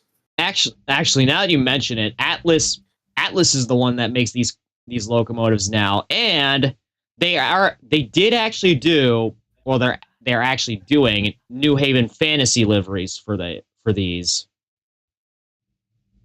and Southern Pacific. Is BNSF next? I wouldn't doubt it. Oh, I'm just getting shivers up my spine thinking about it. I probably wouldn't. I would see this in someone's Christmas tree. Yeah, like an inexperienced, like a newbie modeler just sees this and like, oh, this is an interesting locomotive. Might not be, doesn't do their research, doesn't realize that this actually never happened. But yeah, I could definitely see this running under a newcomer to the hobby's Christmas tree. Yep. BNSF bought some of whatever these even are, I'd sell my camera equipment, delete my YouTube channel, and find a new hobby. That is hideous. Oh my goodness. Wow. 11 out of 10 on that one. Yeah. That's insane. Yeah. Honestly, again, not the biggest fan of the Burlington livery. I had one locomotive in this livery. It was like a U25B or something. Didn't last long in my collection. Sold it off very quickly. But this on an SC70, just the way that it matches the cab profile, it does look good. It's perfect. BNSF, you need to get on this one. Even the SD70 numbering on the front is in the old railroad style. I love it.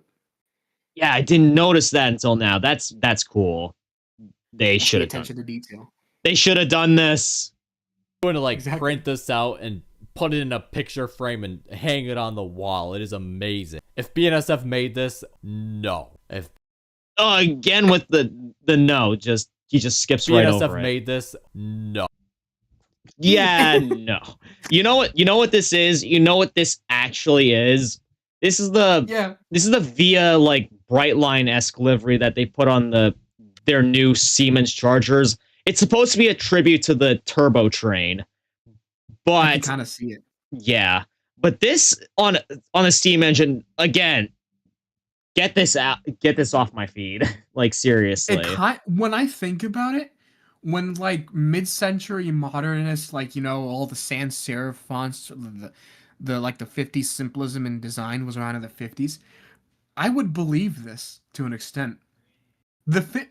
Like around the 50s and 60s, sometimes companies would look like this. Yeah, but on a steam engine though, honestly, I would believe it. Like, probably for like a publicity run. Yeah, maybe. I know but 60s is a little late for that. But still, this just doesn't, not it for me. Keep this on the Chargers and the Siemens Venture cars. Thank you. I miss the RDCs, dude. This looks so right, but so wrong. For me, it just, sorry, it looks just wrong. And also, I don't know if you noticed, but there's a small Via Rail Canada thing at the back of 4449's tender there. I see it. Oh, if BNSF just had heritage units. Again, why couldn't they have done this? It's like the easiest paint scheme to do, the simplicity and everything. Yeah, it's not even the whiteface as well. Whiteface would probably be a little bit harder. Yeah. But yeah, I'm a sucker for BN in Cascade Green and all that. Exactly, dude. I mean, actually, I think this would look good on an Ace if it was whiteface, but the Cascade Green on any sort of wide cab is, no, that's really cursed.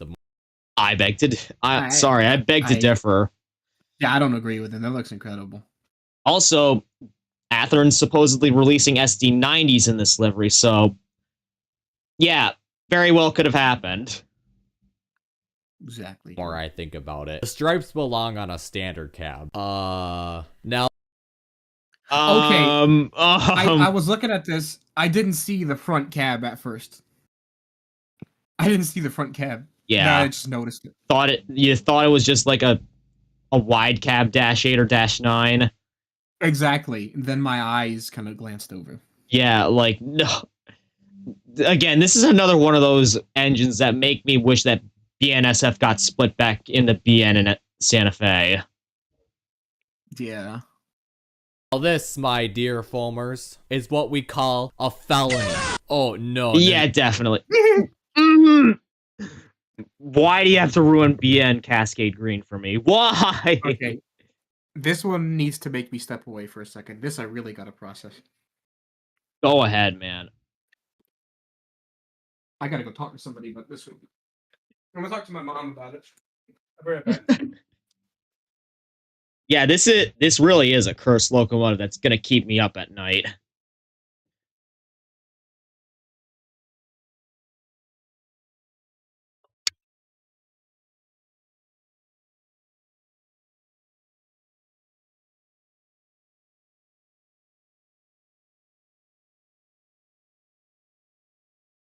And Sky ain't looking at this, but if she was, she'd be confused. I just couldn't figure out what to think about it. I don't know what to say. Probably better that you don't think about it. I am thinking about it, and I'm not liking it. I think this is the harbinger of the rapture. That's a hell of a way to put it.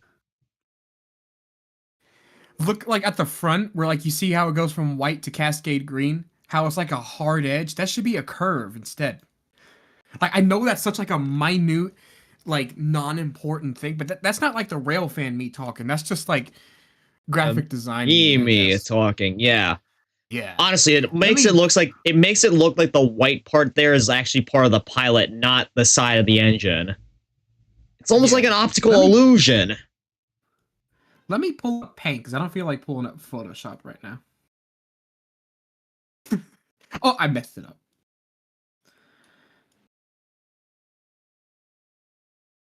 I think I somehow made it worse. Okay. If SP wasn't absorbed by UP, then wouldn't that make this a Union Pacific Heritage locomotive? It could be. What? Sorry, that didn't make sense.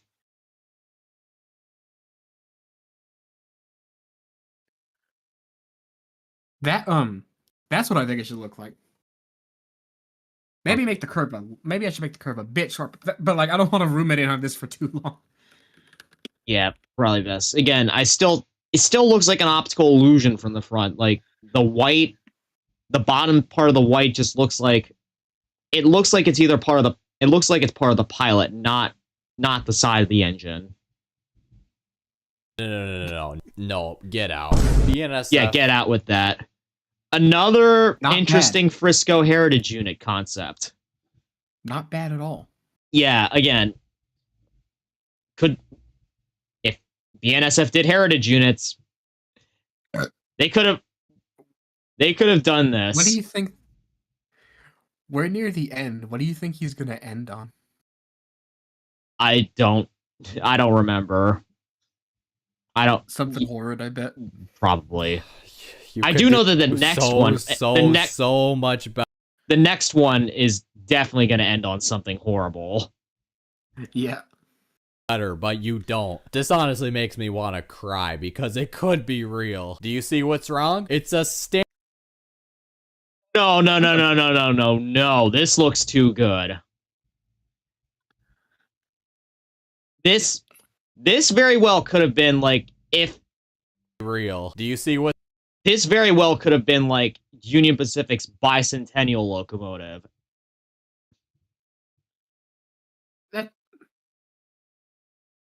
Yeah.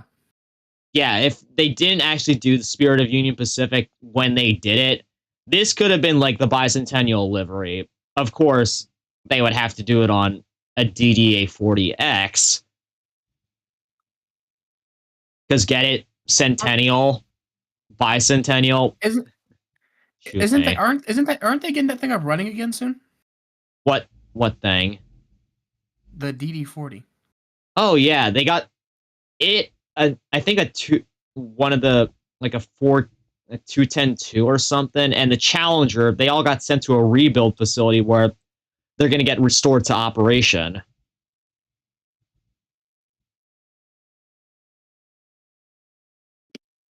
I remember reading that the Centennial is going to restored. Yeah. But still, I don't care if this is like, blasphemy or anything, but this looks too good, in my opinion.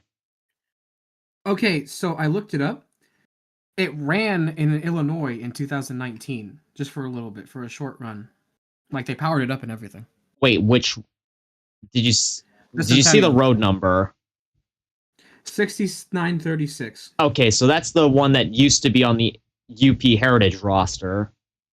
Yeah. Working on it in Silvis. The Challenger and the 210-2, those are. I think the 210-2 might have. No, it couldn't have been restored already. Yeah. I think they were just moving it around. Really complicated locomotive. Yeah, I think they were just moving it around the facility. Anyways, Yeah. let's see what disaster this ends on. This looks really good. Again, why do I feel like this could be real? Yeah, I would believe it too.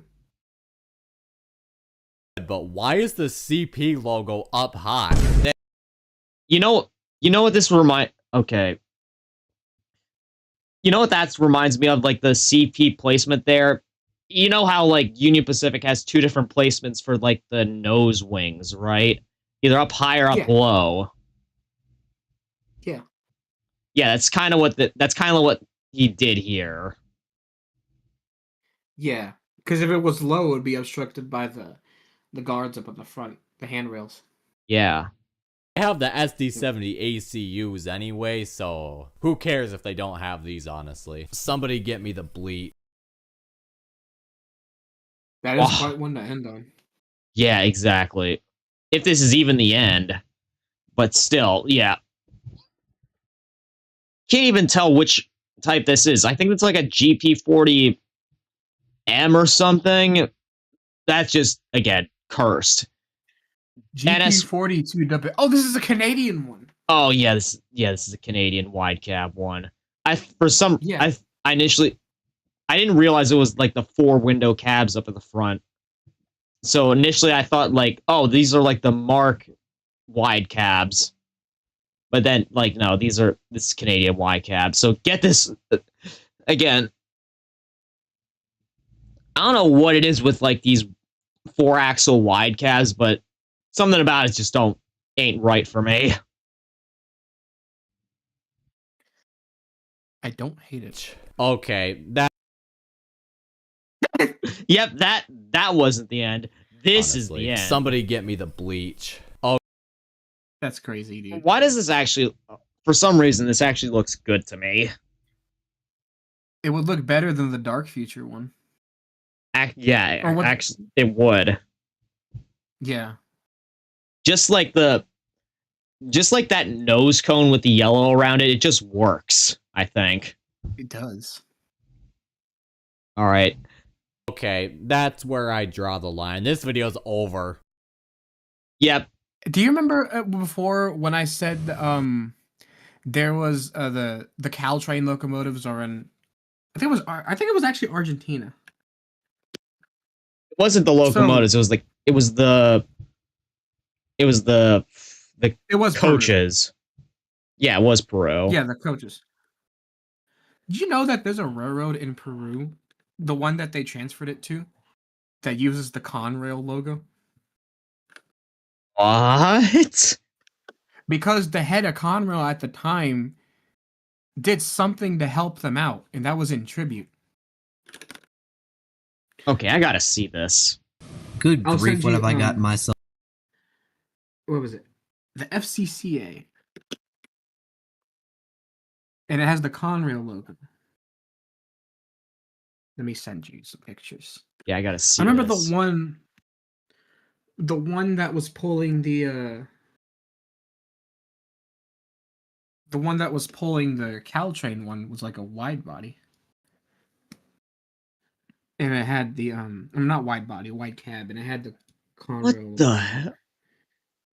Is that that looks like a rebuilt C32-8 right there. So, It is. oh my goodness gracious. It's in tribute. Here's a fuller version. Yikes. So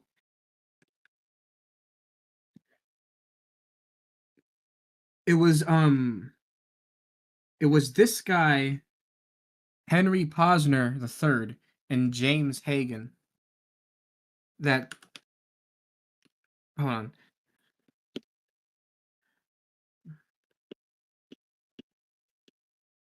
Yeah, I for real thought I saw those actually before, but I for real thought they were photoshopped. So basically, this railroad wouldn't exist if it wasn't for Conrail. Specifically, the two people from Conrail, Henry Posner and James Hagen. So they're tributes. Okay. Anyways, we finished the first one like an hour and a half after the fact. Yeah. Hey. I didn't actually think it would take that long, but you know, we got a lot to say about those. Yeah.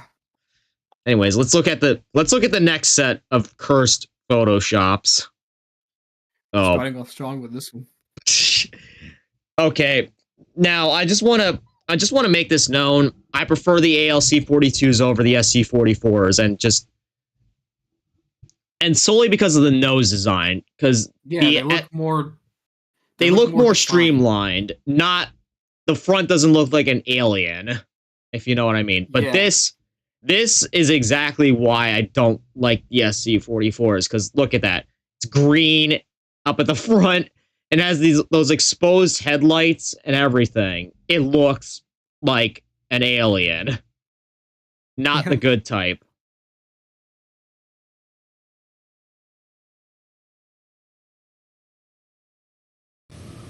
Good grief, what have I gotten myself into this time? That's what I'm asking myself right now as well.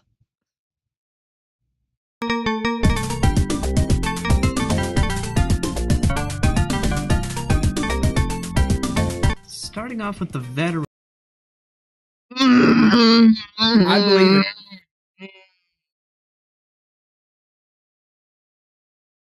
Okay, seeing that one made me die inside.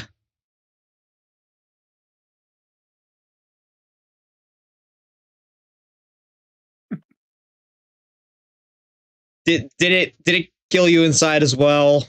Seeing this one, or did the noise I The thing make? is, I don't know what it's referencing. Like, what's the original livery from? It's off of one of the F40PH NPCUs that had this livery. Oh yeah, the cabbages. Yeah, either that or if you want something more comparable in size, the Veterans Unit P42. I get it. But yeah, this is just... I would say it killed delivery for me, but the F40PH and P42 wear this too well. It's just that this doesn't fit on this locomotive as far as, in my opinion. Yeah.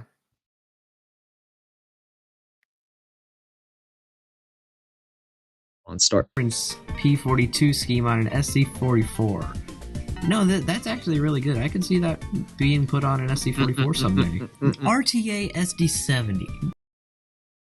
Almost. This is almost what happened. Right? Like they even have the gyro light as well. Oh shit, they do. Although what they got this part wrong. This is not supposed... These lights are not supposed... They look like they're painted on. Not like actual, like, reverse marker lights. It looks like they're just painted on. You see what I mean? I guess because reverse marker lights are kind of flat. Not real. I guess. Not really, though. I mean, sometimes they are. I mean, sometimes they're not, but they don't... There's at least some indication of, like, glass... like a glass housing here. This one, it doesn't look like that to me. It just looks like completely flat. Yeah. You know, this is what the Metro RTA Heritage Unit should have been. This is the RTA scheme they were trying to make. I'm in for it now. I don't know what it is, but this one looks fine to me. Yeah. They just had to... The era, though, that's what throws me off. Yeah, exactly. Like, if it wasn't Amtrak, or if it wasn't at least that era, I'd believe it. If you remove the color filter from it, I could legit see this.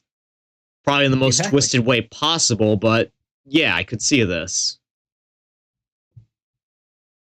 Aren't I? Hey, another really decent one. Like...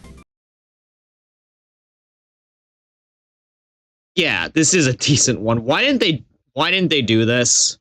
At least for one of them.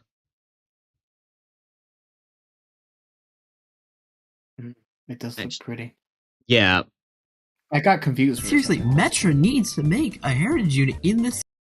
Yeah, it's just like, you know, I think we saw this on, like, the Tier 4 last time, not the actual Mac H, but they really should do one of these in this livery. Either that or like one of the old F40PHs, because they, you know, wore this.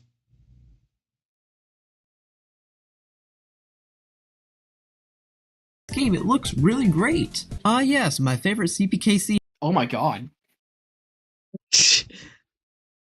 This... Gilroy. Wait a minute. I'm looking at this right now. Isn't that like the second gen SD90 Max, not like the SD70 ACUs? I think it is. Yeah, just looking at the way that side is formed up there. Yeah. Those two, like, electrical box looking things? Yeah. But still, that just looks... I don't know what it is, but I like this one. I like it too. Just It gotta... feels like utilitarian. Heritage unit, the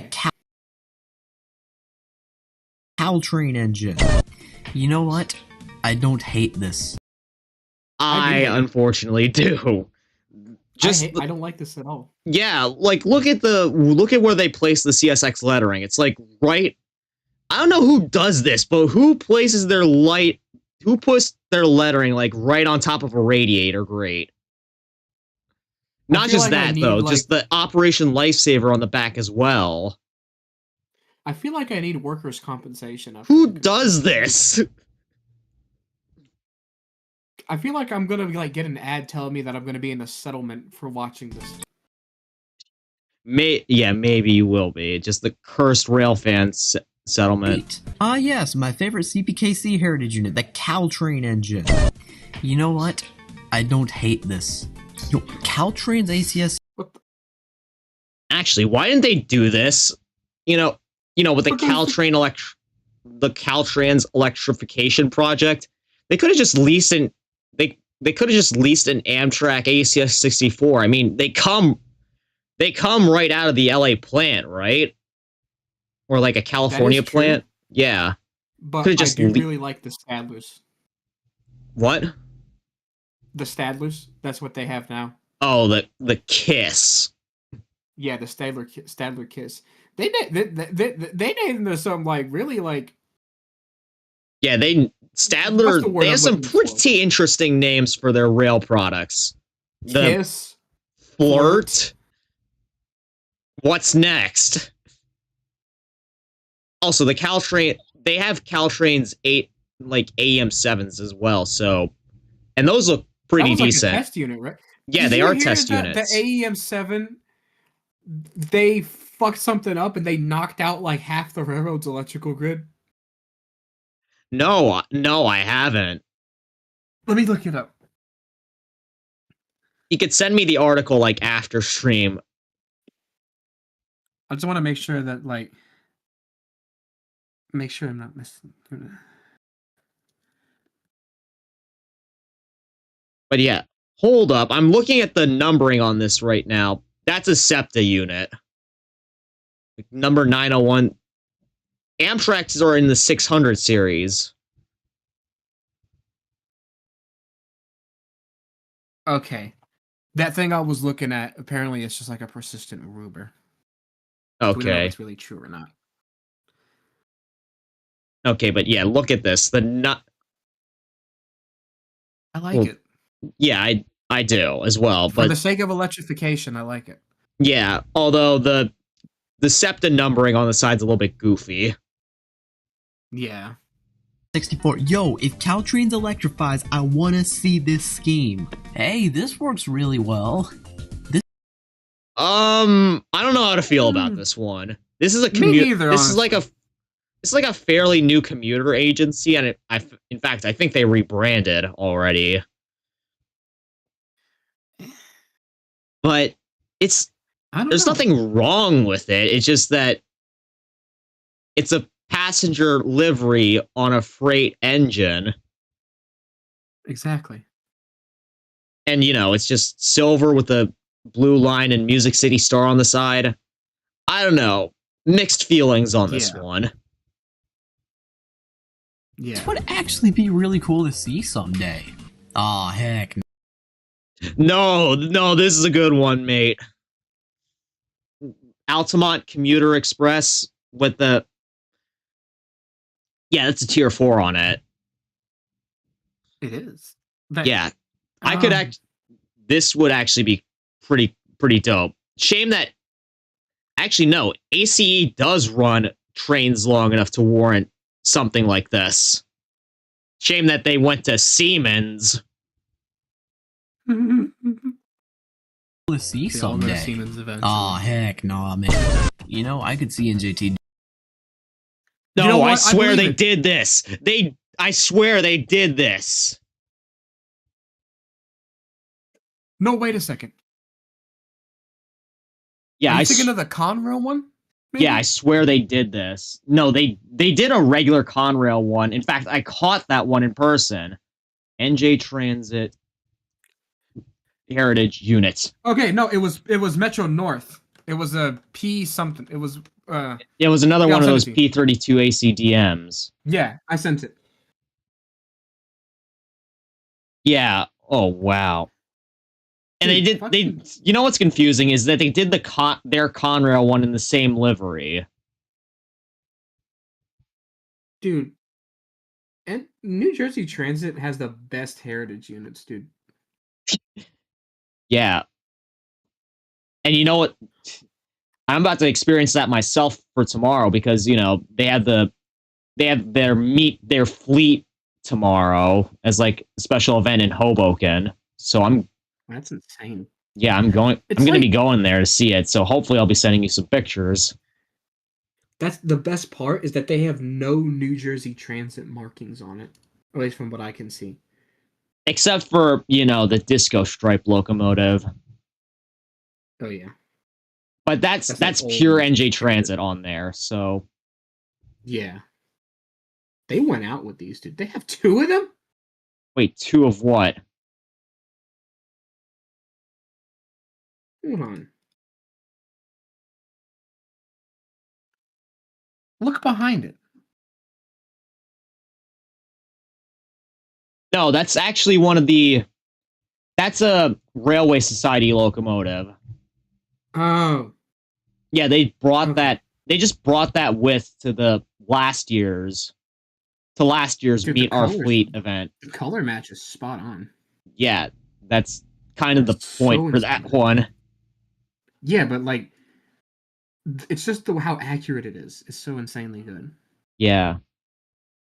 And also, I don't know if you noticed, but that's an Erie Lackawanna badge up at the front of that U-36 there. Or, I'm sorry, U-34.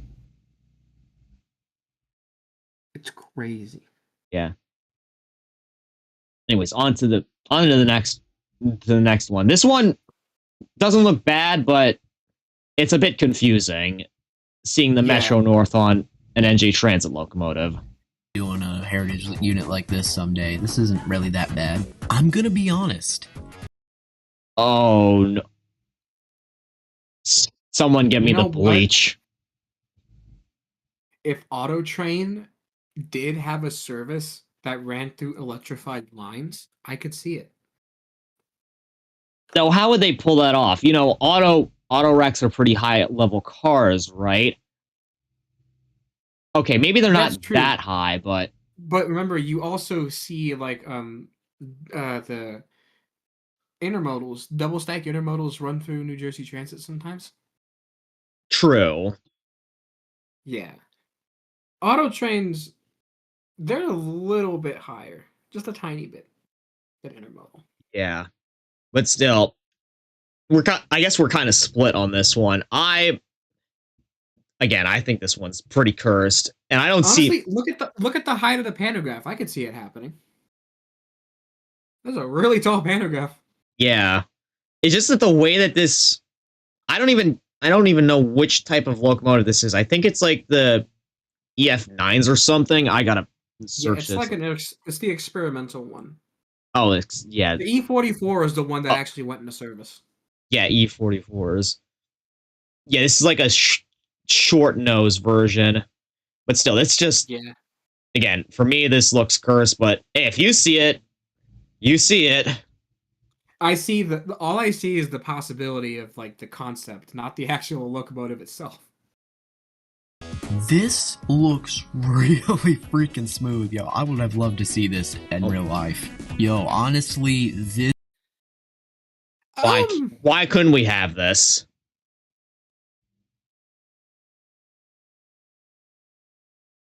You know what? It does look pretty cool. Yeah. And here's the thing, though. This is an SDP 45. It was a passenger locomotive. So it would, in theory, be able to have the Santa Fe War Bonnet livery on it. Yep.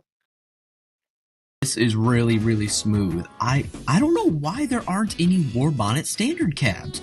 This looks incredible. Yeah. That's I don't know about this one. I don't know why I paused it like right as soon as it changed, but good lord, we went from something pretty good looking to something that's blurst. I can't even. Yeah, this isn't even the heritage livery. This is just standard phase 1 on this thing. It's not. This one is making me turn my head like physically. It's not. I don't think it's bad or anything. It's just that, you know, it's weird. The perspective is confusing me.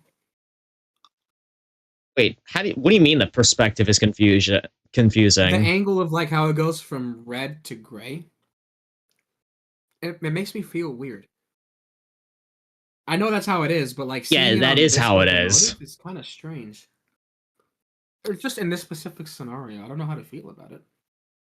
Yeah, mixed feelings on it. The livery itself looks fine. It's just that the locomotive is strange. It's just the locomotive it's on makes me feel weird. Yeah.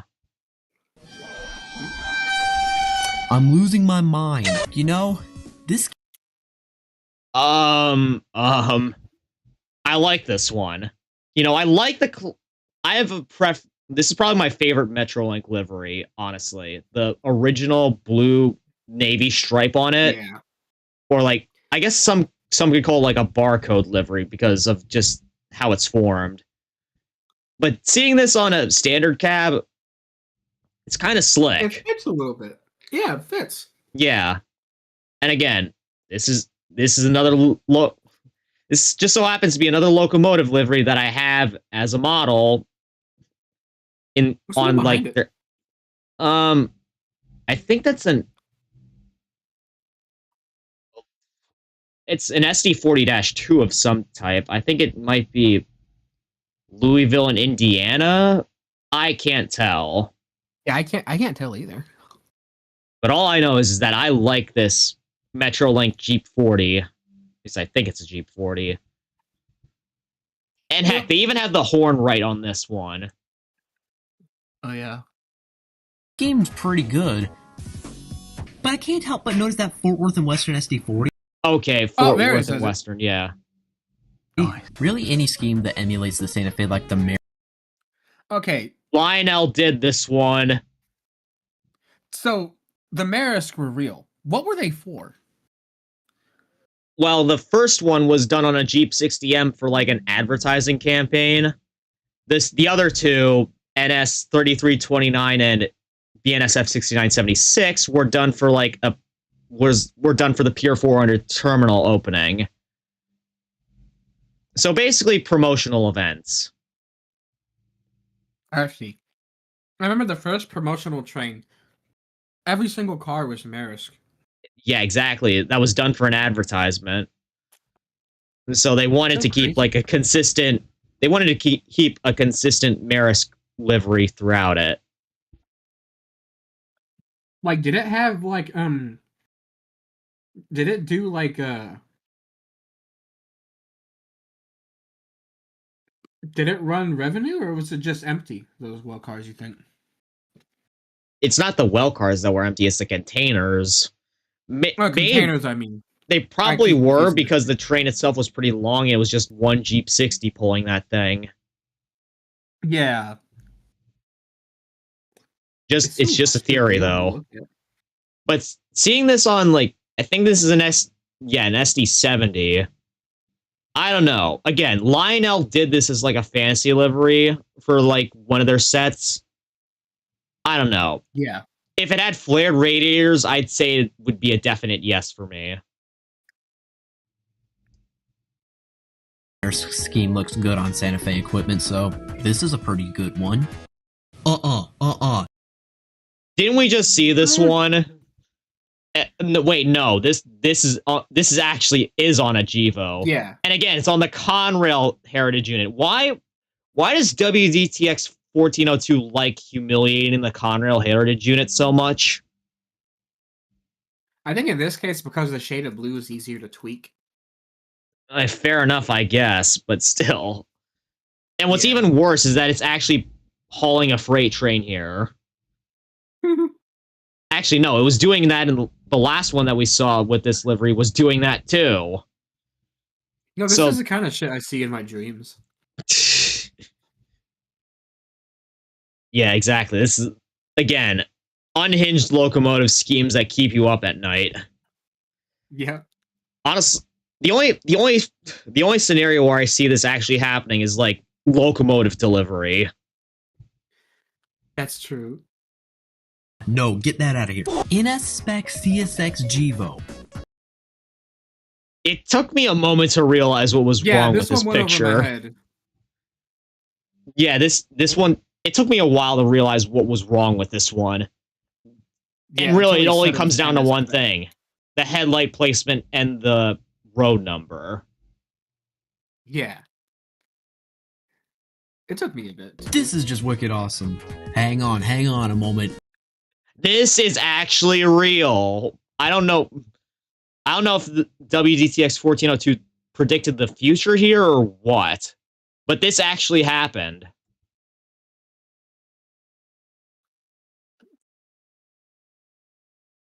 It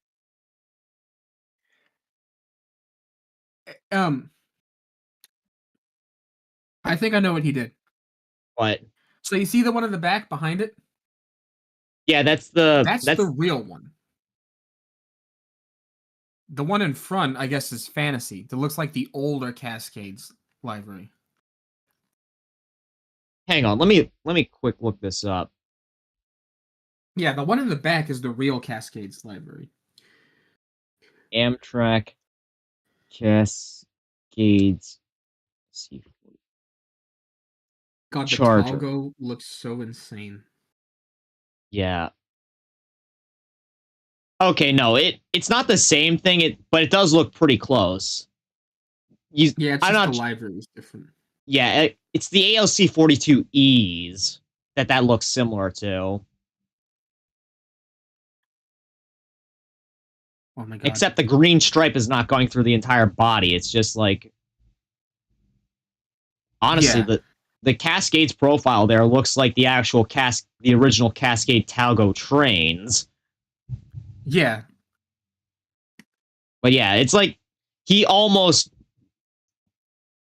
predicted the future there with that livery. He cooked with this one. They cooked with this one. This one looks incredible. This is the best one I've seen yet.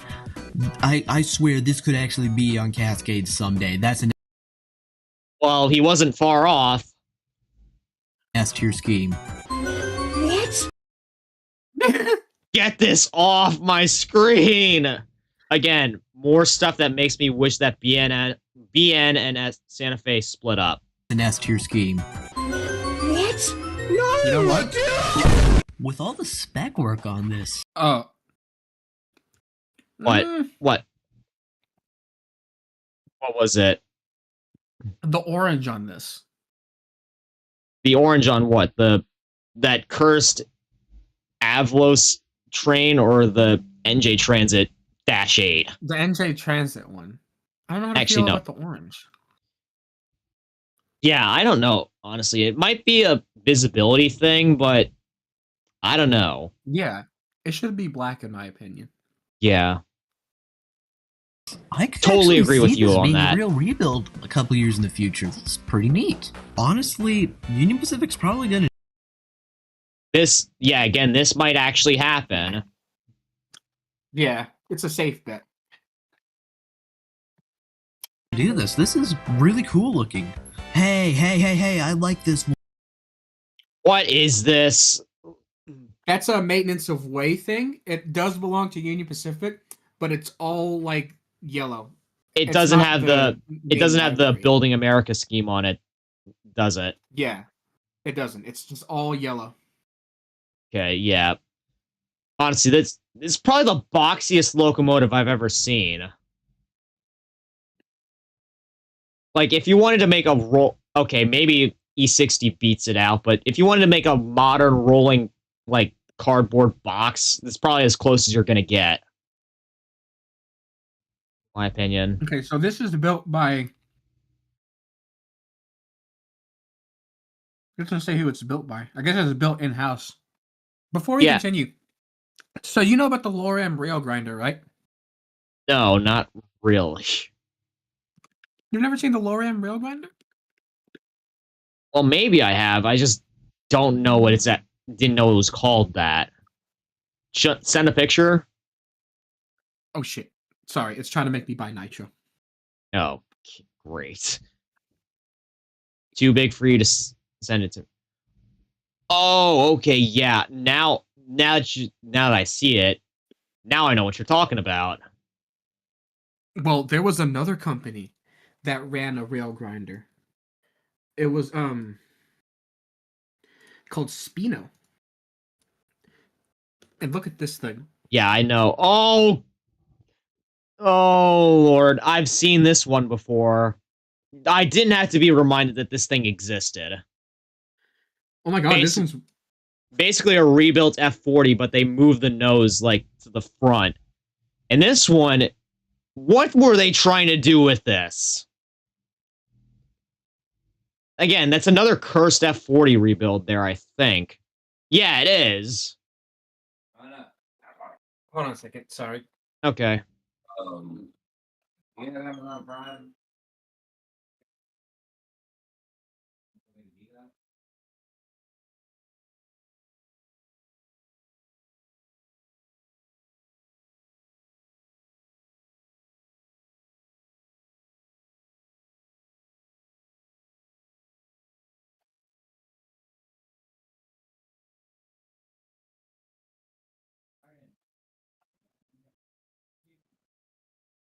Guy is meowing at me again. Oh. Yep. And her eyes actually, like, narrowed to look like a cat. Sorry about that. I was being called. You were being summoned? Yeah, and I wanted to grab some mints too. Okay, fair enough. My Sky was meowing at me again, and her eyes actually sharpened like a cat's eye.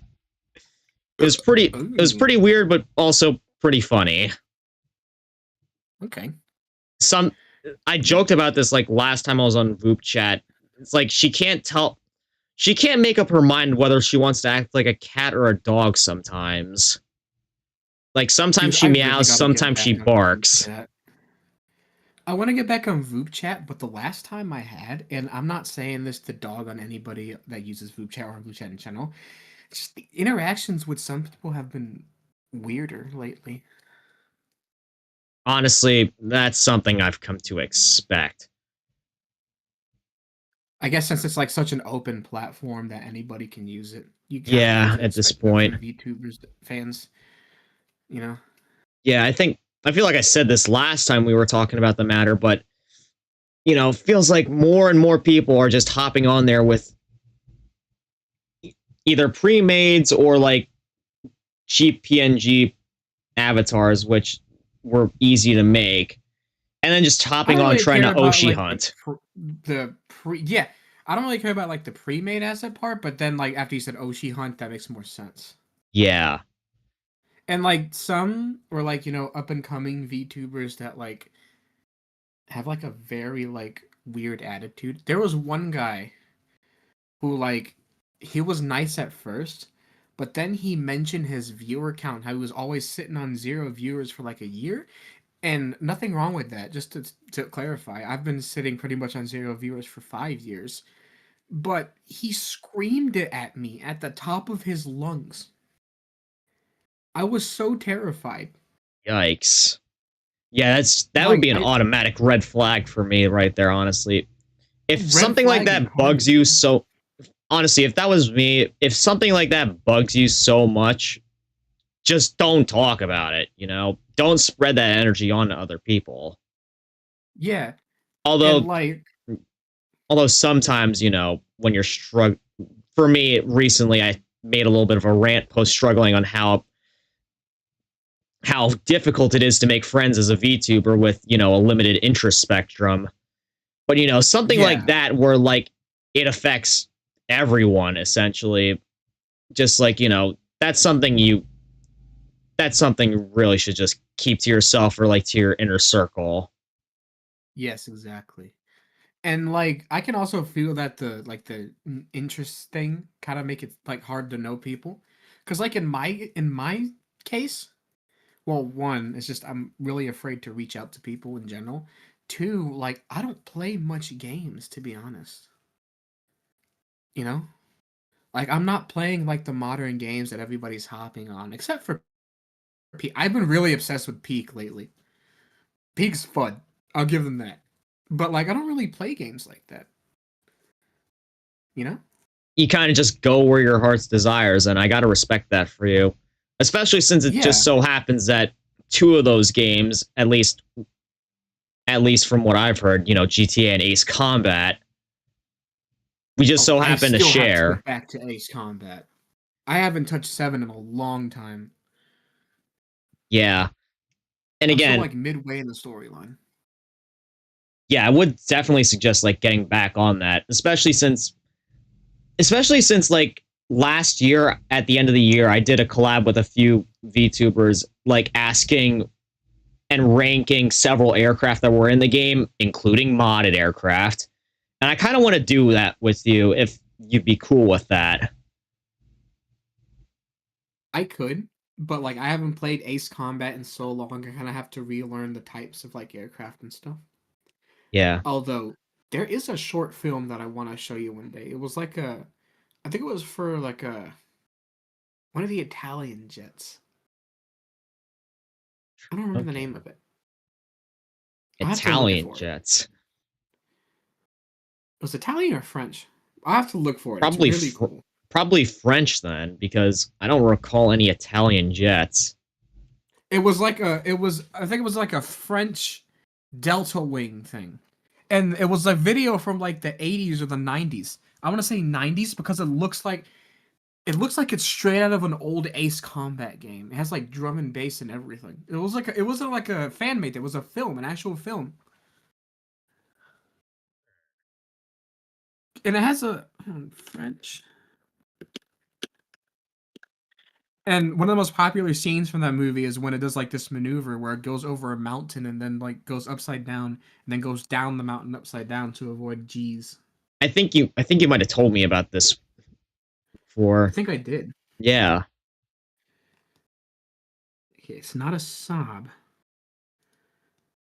But it's like it has a really cool name. There's like two I can Mirage. think of. The Mirage or the Mirage or the Rafale. That's what I was thinking it could be. It's one of those two. Does it have canards in the front? I believe so. Then it's the Rafale.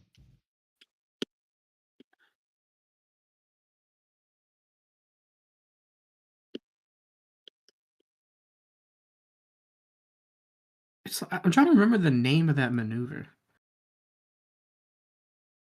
That was also what stumped you last time. You were trying to tell me about it. Yeah. It's like you fly your plane up the side of the mountain. And before you like go down the other side of the mountain, you have to turn your plane to a 180. And you gotta go down the mountain upside down. And that like stops you from taking so much G's.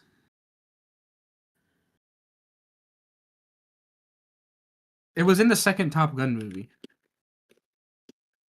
Okay, yeah, might be able to find it there, but Yeah.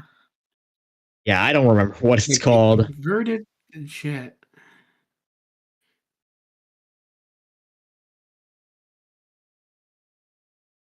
Could just call it the inverted mountain dive.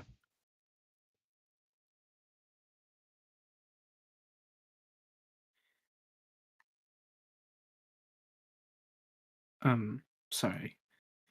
I um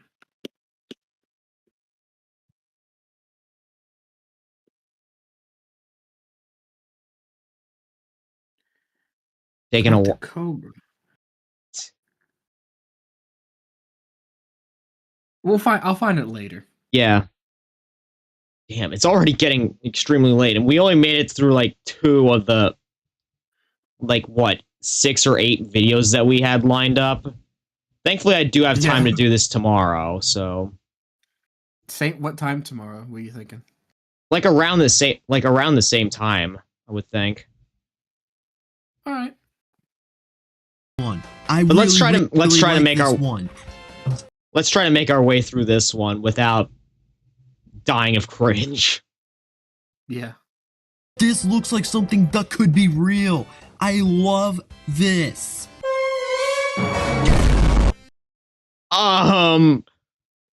Two of my favorite things right there, actually. The NSF ought to take some Hang on, go back. Good Surfliner gosh. Okay, I on the remember Aero seeing this train. one. Something about this probably could have... Imagine if, like, you know, Amtrak made the Surfliner during the time that the Aero train was made. This would... It does look... Yeah, it looks slick. It does look slick. I like it. The only problem is, like, that front nose where the headlight is kind of just looks a little bit goofy to me. That's the intake, I believe, because this ran on turbine, I believe. No, it was...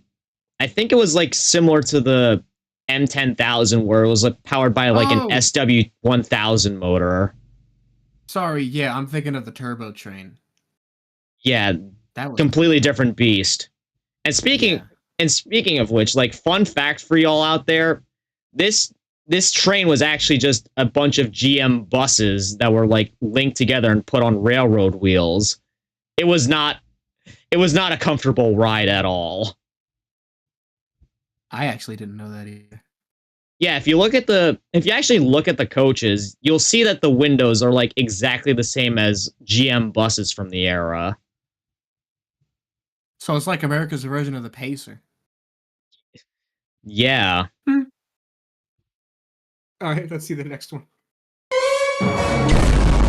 The NSF ought to take. This is too good. In fact, gotta mention this. Athearn is actually making this as, like, a legendary livery for the SD70 Ace. It does fit. Yeah, wide cab, EMD wide cab, you know,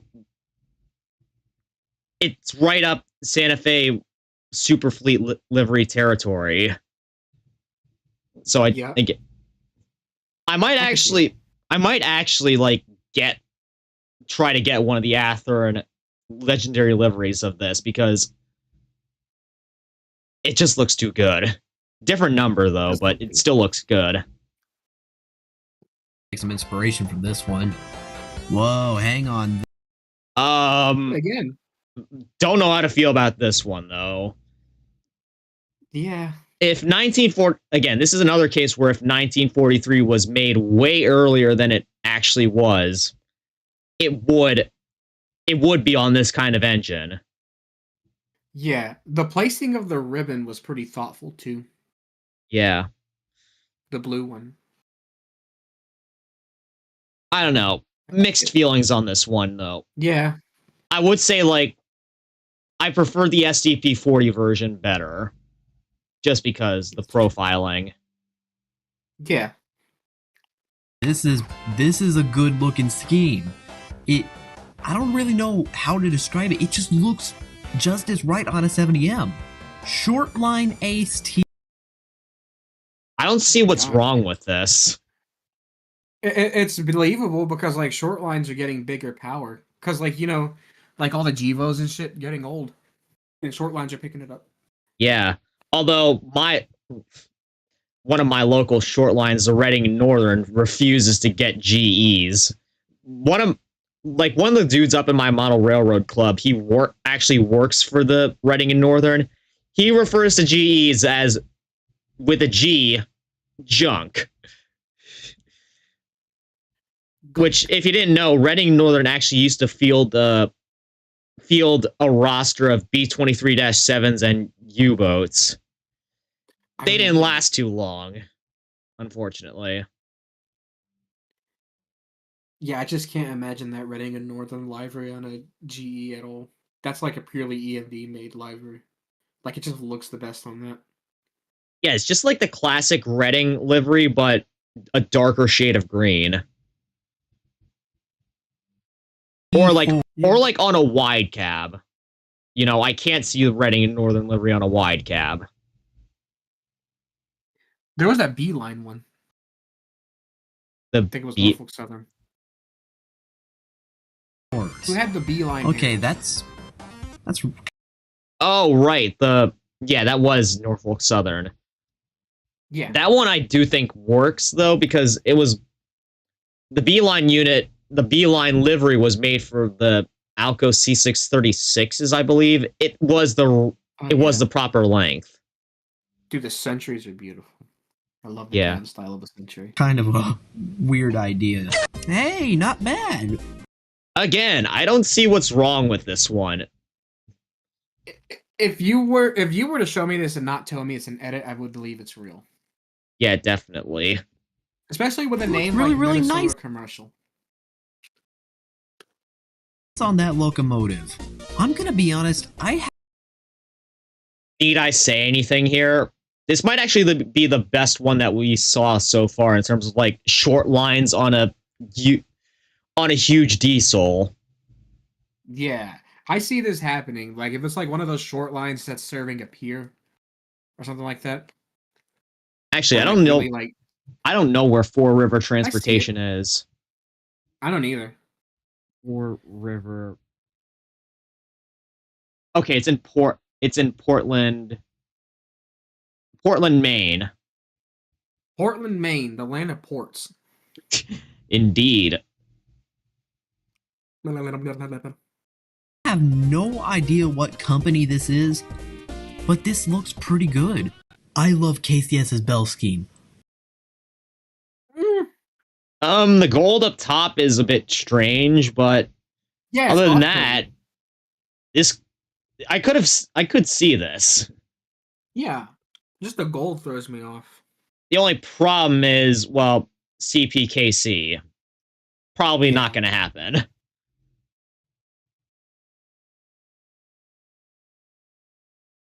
But this takes it up a notch and a half. This scheme should be real. Masabian Iron Range Jivo. I keep thinking this. Why is this not real? Which I gotta remember. Isn't DMIR CN heritage at this point? Interesting. Duluth, Masabi, and Iron Canadian National. You're right. Yeah, CN. I don't know how this didn't end up in their heritage fleet. It wears it so good. And okay, Sky is even agreeing with me on this one.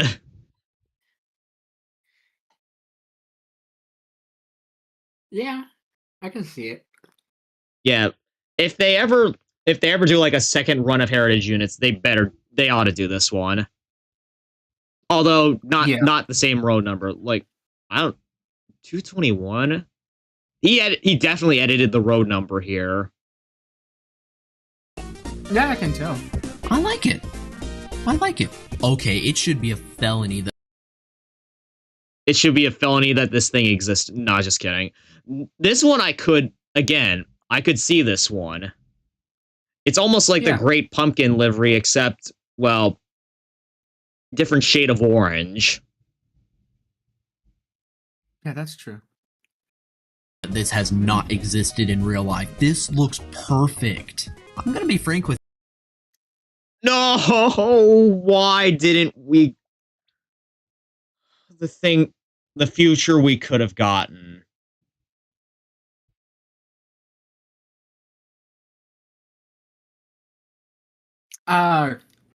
It confused me at first, but looking at it, I see it. Yeah, phase 1 on an Amtrak F40PH. I was actually, well, way back in like my visionary days as an HO scale modeler, I really wanted to do like make a Rapido unmarked F40PH and paint it into phase 1 like this. Of course, that sadly never happened because I could never find an unmarked F40PH that didn't cost me a fortune. But it would still be incredibly cool to see an F40PH done in the phase 1 livery. I think, yeah, Bachmann did these way back when. but never in the modern day. It does look pretty nice now that I'm looking at it. Yeah. Y'all on this one. Phase 1 looks pretty sweet on an F40. Shame it doesn't exist. Exactly. What the heck am I looking at? My thought there What for is real. That's the. I think that's the G. Oh, the battery locomotive. Yeah, it's. I was gonna say it's like the CP. It's either the hydrogen or the battery locomotive, and it's just like. Yes, it's the pure battery one. You can tell Oh. no radiators at all. Yeah, it's just like, oh, what were they? I wonder where they actually went with that, because I've never seen any. I didn't see any news on the GE battery locomotive since. There's one in service somewhere. I think it's in Australia. Go figure. We wouldn't be caught dead running it here. Okay. It's yeah, it's running for Roy Hill Mine in Australia. Okay, good. That's their problem, not ours. You know, I feel like if it was run in the States, we'd be getting the same complaints that we've been getting for electric cars. Yeah. But they're in Western Australia, so I can kind of understand it. You know, it's like Roy Hill Mines, like it's way out there. Yeah. Like in the what do you call it? In the back alley. Or not the back alley, the Outback. That's what we call it. Yeah, the It's Outback. pink too. It's a really hot pink. Not saying that it's like attractive pink, it's just called hot pink. Yeah, of course. Yo, CPKC could. Oh, there's more in Australia. Or BHP Billiton has one too. oh, the company that I think that was the company that bought a few AC6000s as well. Yeah, They are. interesting. But good. But still good. It's their problem, not ours. You ever see an SC70 Ace BB? The one with the 8-axle trucks. I've searched them up on narrow gauge. Wait, what? It's narrow gauge. Really? Oh. That's why it has 8 axles, because it needs that weight. It's a conversion to narrow gauge. Wow. Same thing for the ST40-2 BB. Yeah, wow. And I think they did like either a Dash 9 or an AC40, some sort of GE wide cab that has 8-axle trucks as well. In South America, they did. Yeah. That's where they all go to, South America. Yeah. Anyways, look at this next one, man. Eastern Maine. I like it. Yeah, so do I. Again, I'm pretty sure they have a few SD70 ACEs up there, so why don't they have these? Okay, I'm going to tell you something really weird about this. What? So, for this railroad, like, you know how the way, like, the colors, the font, and the logo precision? I saw a lash up of, like, locomotives that, like, one said Eastern Maine, but it had there was another one that said something completely different, but it was, like, the same layout, the same font, same position, and everything. It said something completely different. That was probably in the process of when they were, like, rebranding. Because, again, I searched this up on the Athearn page where they were selling SD70 ACs in these liveries. Apparently, this railroad has gone through, like, many different names at the time. At least, according to the Athearn page that I was looking at.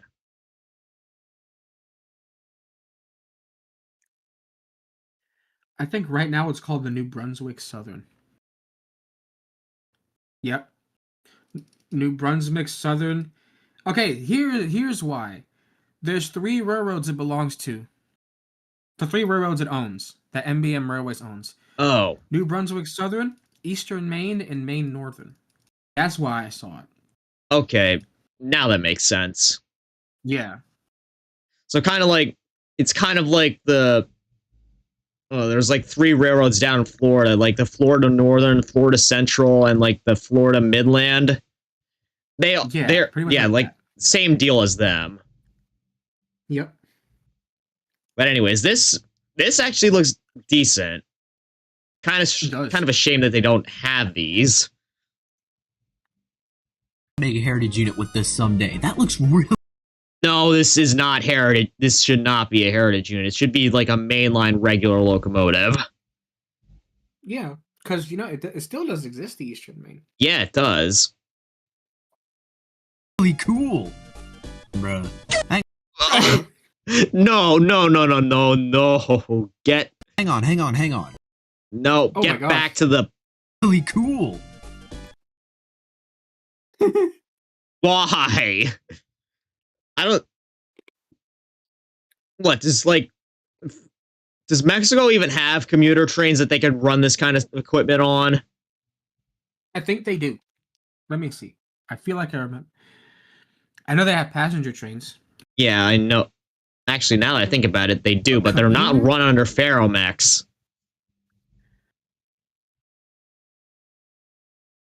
Okay, they're kind of small, like interurban stuff. Like they don't run like EMDs and stuff. Okay.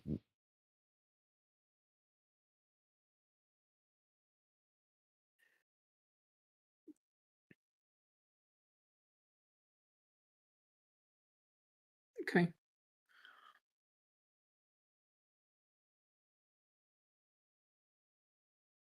I could.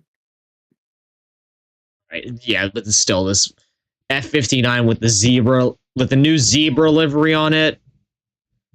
Yeah. Honestly, ditch the Grupo Mexico thing on the side there, and maybe it will look decent. But still, one's not up in here. Bruh. Hang on.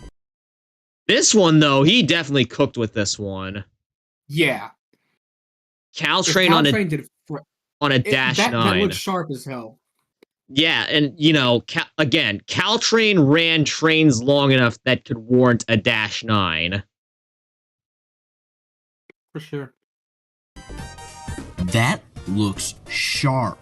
I don't know what bothers me more. The fact that it's a CF7 demo or that it's in the banana scheme. Yeah.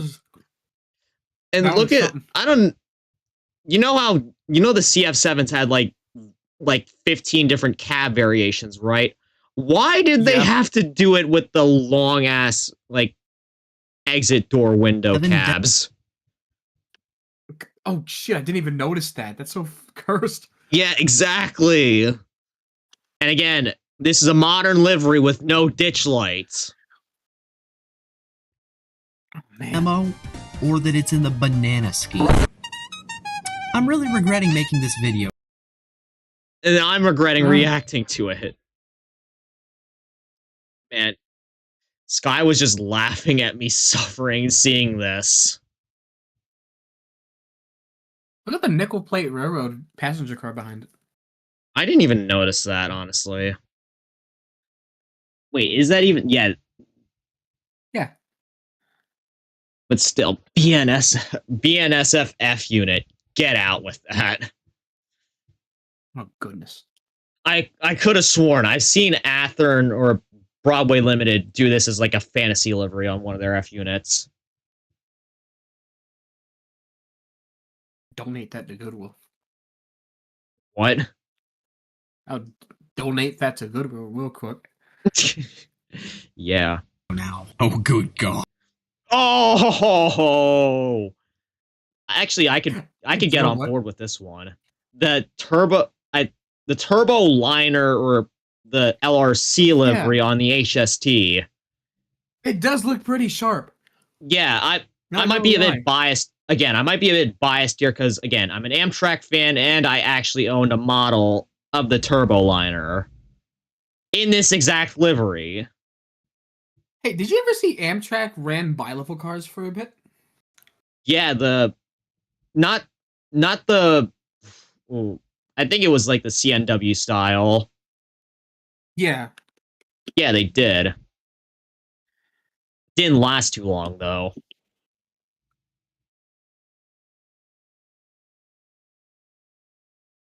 I remember who was. Actually, Mm, I like it. Wait, the GMO on the... Yeah, I do as well, honestly. It fits. Yeah, and I know the cab... The numbering, it honestly looks very similar to NS numbering. So, and I have a preference towards it. So yeah, I like this one. Not the biggest GM&O fan, but this one looks good. I like it too. this would be a really solid scheme for a CPKC Heritage unit. Hey, this is another one that looks really nice. It's even got the old Metroliner logos on. You know what this reminds me of? You know what this actually reminds me of? What? Actually, you know what? No, I think I know exactly where this came off of. The one ACS 64 that Amtrak painted in Phase 3 for Train Sim World, I think it was. That's what this is based off of. Yeah. Oh, I'll- I see it. Although I do have to say, the The Metroliner... Train Sim World 2 one. Yeah. Though I gotta say, the Metroliner service tag marks on the side is a very nice touch. It is. Shame that these things... They were only ran in Phase 5 or the Amtrak Capstone livery. Never in Phase 3 or anything. Even though I'm pretty sure some of them did actually haul Metroliner services. Maybe. On that. Morrison. Morrison Knudsen. Morrison Knudsen on an F-59. You know what? If they did a rebuild, I could see them doing this. Exactly. And what's even funnier is I have this exact road number again as an HO scale model. Now look at the background. Nudes. Wait, what? The background? Oh my goodness, I just noticed it. Is that Wisconsin Central F unit in the background? It looks like it. Yeah. I think he just threw that there as like a miniature troll for us. Wait a second. Wait a minute, it's like speeding up. It's like KCS. Oh, KCS, okay. Yeah. Okay, it was just glitching a little bit there for me.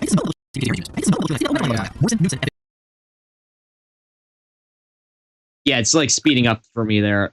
I don't know why it was doing that. Okay. Try it again. Yeah, try it again.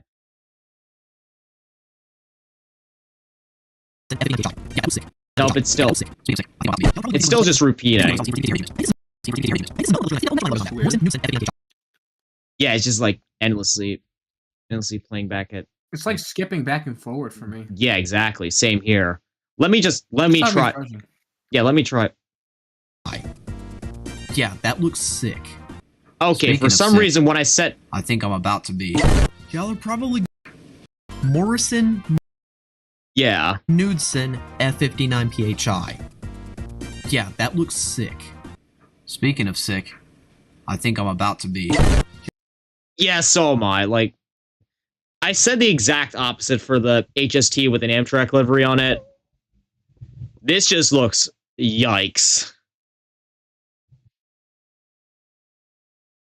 The only way that they could make... By the British. What? We got taken over by the British. This would be our reality. Yeah, exactly. The only way that they can make this better is like if they swap the head... If they swap the number board up at the front for 125. Which 125 actually is a P42. So... That's true. Yeah. Speaking of sick, I think I'm about to be. Y'all are probably going. Oh boy. Okay, two of my favorite things but merged together in probably the worst way possible. It seems like they would do this for promotional reasons. Yeah, like that would actually happen. Like Amtrak Yeah. would actually run a steam locomotive, like on its own. What's even worse here is like, did you actually see the livery on this? It's merging Phase 6 and Phase 7 together. Oh, I see it. Yeah, that's just like 4449 doesn't deserve this. To think I'm going nuts, but this somehow takes both Phase 7 and Phase 6 and makes something better than the sum of their parts. Yeah, it just needs to be on a different locomotive. Oh my god. Something better than the sum of their parts. I don't even know what to say about this one. I like this one, actually. You know, even though, you know, silver liners are supposed to be, well, silver. Yeah. I also like really like seeing them run alone like this. yeah. Kind of Like like the little new passenger service. Yeah, I like this new coaster livery on something this old. The only thing that they might need to do is like swap out the pantograph, because that's the like very, very old pantograph design. Put a single arm on it. Yeah. I like it though. I like seeing. Yeah. Okay. I don't really feel anything towards this one. Ooh, a Metra ACC. Wait a minute. Is this? I swear this is what they actually did, but wrong road number. Also, no flared the radiators different on the cab. back. With a different cab too. Did they? No, that's the same cab. It's just that. Yeah, it's same cab, but okay, yeah, this is an ACC. So yeah, no flared radiators at the back, unfortunately. So the Metro ones are Mac H's. Yeah. It's more of the older style cab. I don't know what you would call it, but look, I sent a picture.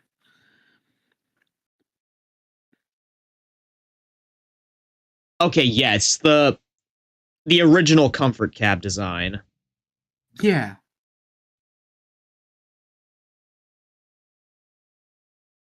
But yeah, again, seeing non-flared radiators on this, just not for me.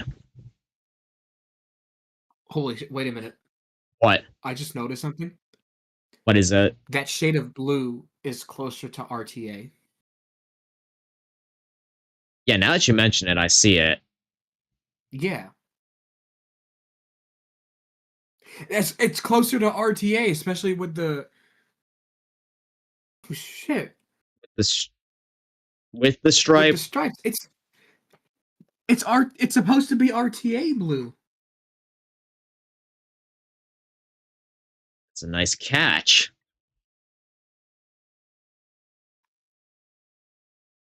Throw some marker lights and a Mars light on there, and that's a pretty solid looking engine.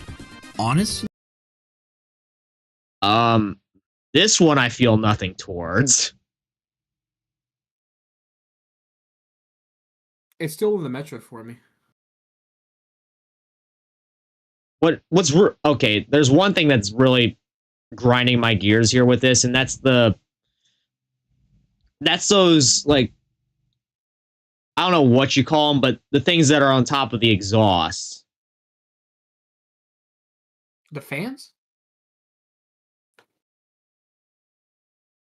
Oh, it's still on the Metra ST70 for me. Oh, okay. No. I'm on the next one already. Okay, there we are. Yeah. Yeah, I don't know what it Those feel nothing they're like yeah. those things on the top are called arresters, I think. Spark arresters. I think so. Yeah, I was thinking that's what they were called, but I don't know. I just didn't think that was what they were called.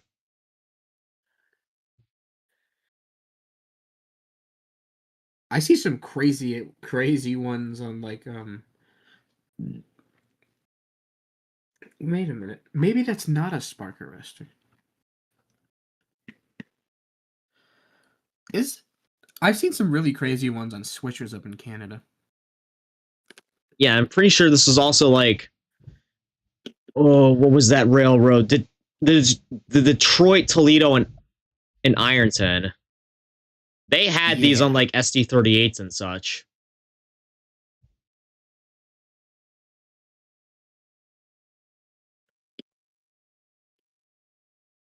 Okay. These are spark arresters. Okay.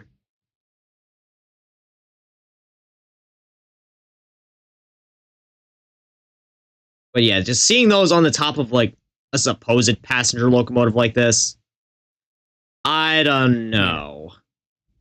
Take those off and I might like this one, but I would see this as like a switcher. Honestly, yeah, probably as well.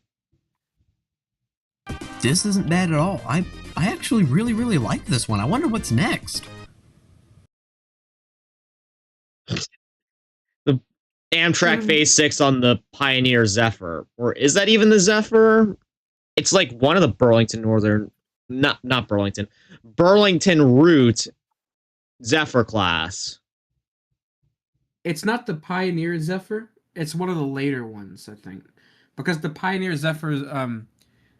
the windows, the cab windows on the front were more slanted towards the front. Oh, and also it wasn't a 5-axle. That's a weird thing right there. Like, look, you have 6-axle in the front, like, and 2 in the back. I think he photoshopped that in. Did he? Yeah, because hold on. I gotta search this up. Like, yeah, I'm looking for it too, but I'm having an issue finding it. Burlington Zephyr.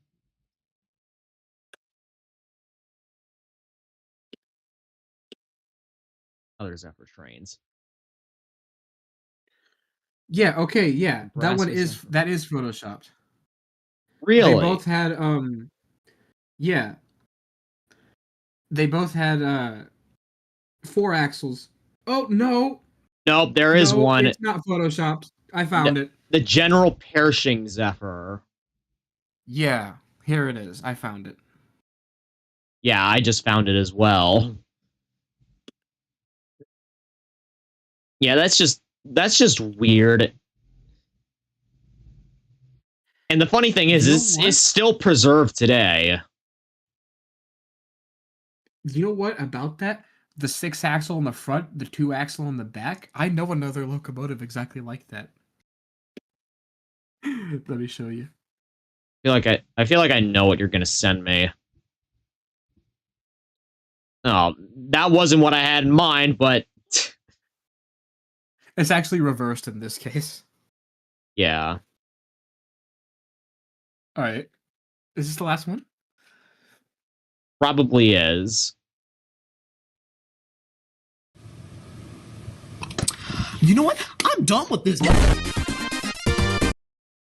Yep. Oh my gosh. You know what I always noticed with Railfan videos? What? They always have Sonic music. It's always Sonic music. They're all Sonic fans. There has to be a big overlap of Rail fans and Sonic fans. Although I seem to be like the Are you actually a Sonic fan? More Mario than Sonic, honestly. Even though, like, I'm not a Mario super fan. I just prefer it. Because, childhood. Wow, I was completely detached from either. It is 11:30 right now. Yeah, so, and all that just for 2 videos that were like 5 minutes long. I find that extremely hard to believe. Like, look, we have 1, 2, 3, 4, 5, 6 other videos, and they're probably going to take as long, if not longer. So, yeah, probably best that we do the rest of these tomorrow. Yeah. Anyway. Same time, right? 7? Yeah, hopefully, if I'm home in time. Because, like I said, I'm going to that NJ Transit event tomorrow, so... Okay. Not sure how long I'm going to be spending there. And also, I still have some college work that I have to take care of, so That might take a little bit of my time, but hopefully not too much of it. Yeah. Anyways, Leo, it was a pleasure watching some videos with you on something that we're both passionate about. Same here. Yeah. And to everyone I just out there didn't who's expect that we would be yapping so much. yeah. And to everyone else who's out there watching right now, thank you for tuning in with us tonight. I'm going to hopefully try to find someone to raid, and then, you know, I got to recharge my batteries. And hopefully, I'm just gonna head off straight off to. Yeah, and hopefully, stretch my back. Yeah, hopefully tomorrow we'll be doing part 2 of this. So be sure to stay tuned for that. Till next time, everyone, take care. Best luck in your future endeavors. See you guys tomorrow. Good night. And farewell. Take care, everyone, and have some fun out there.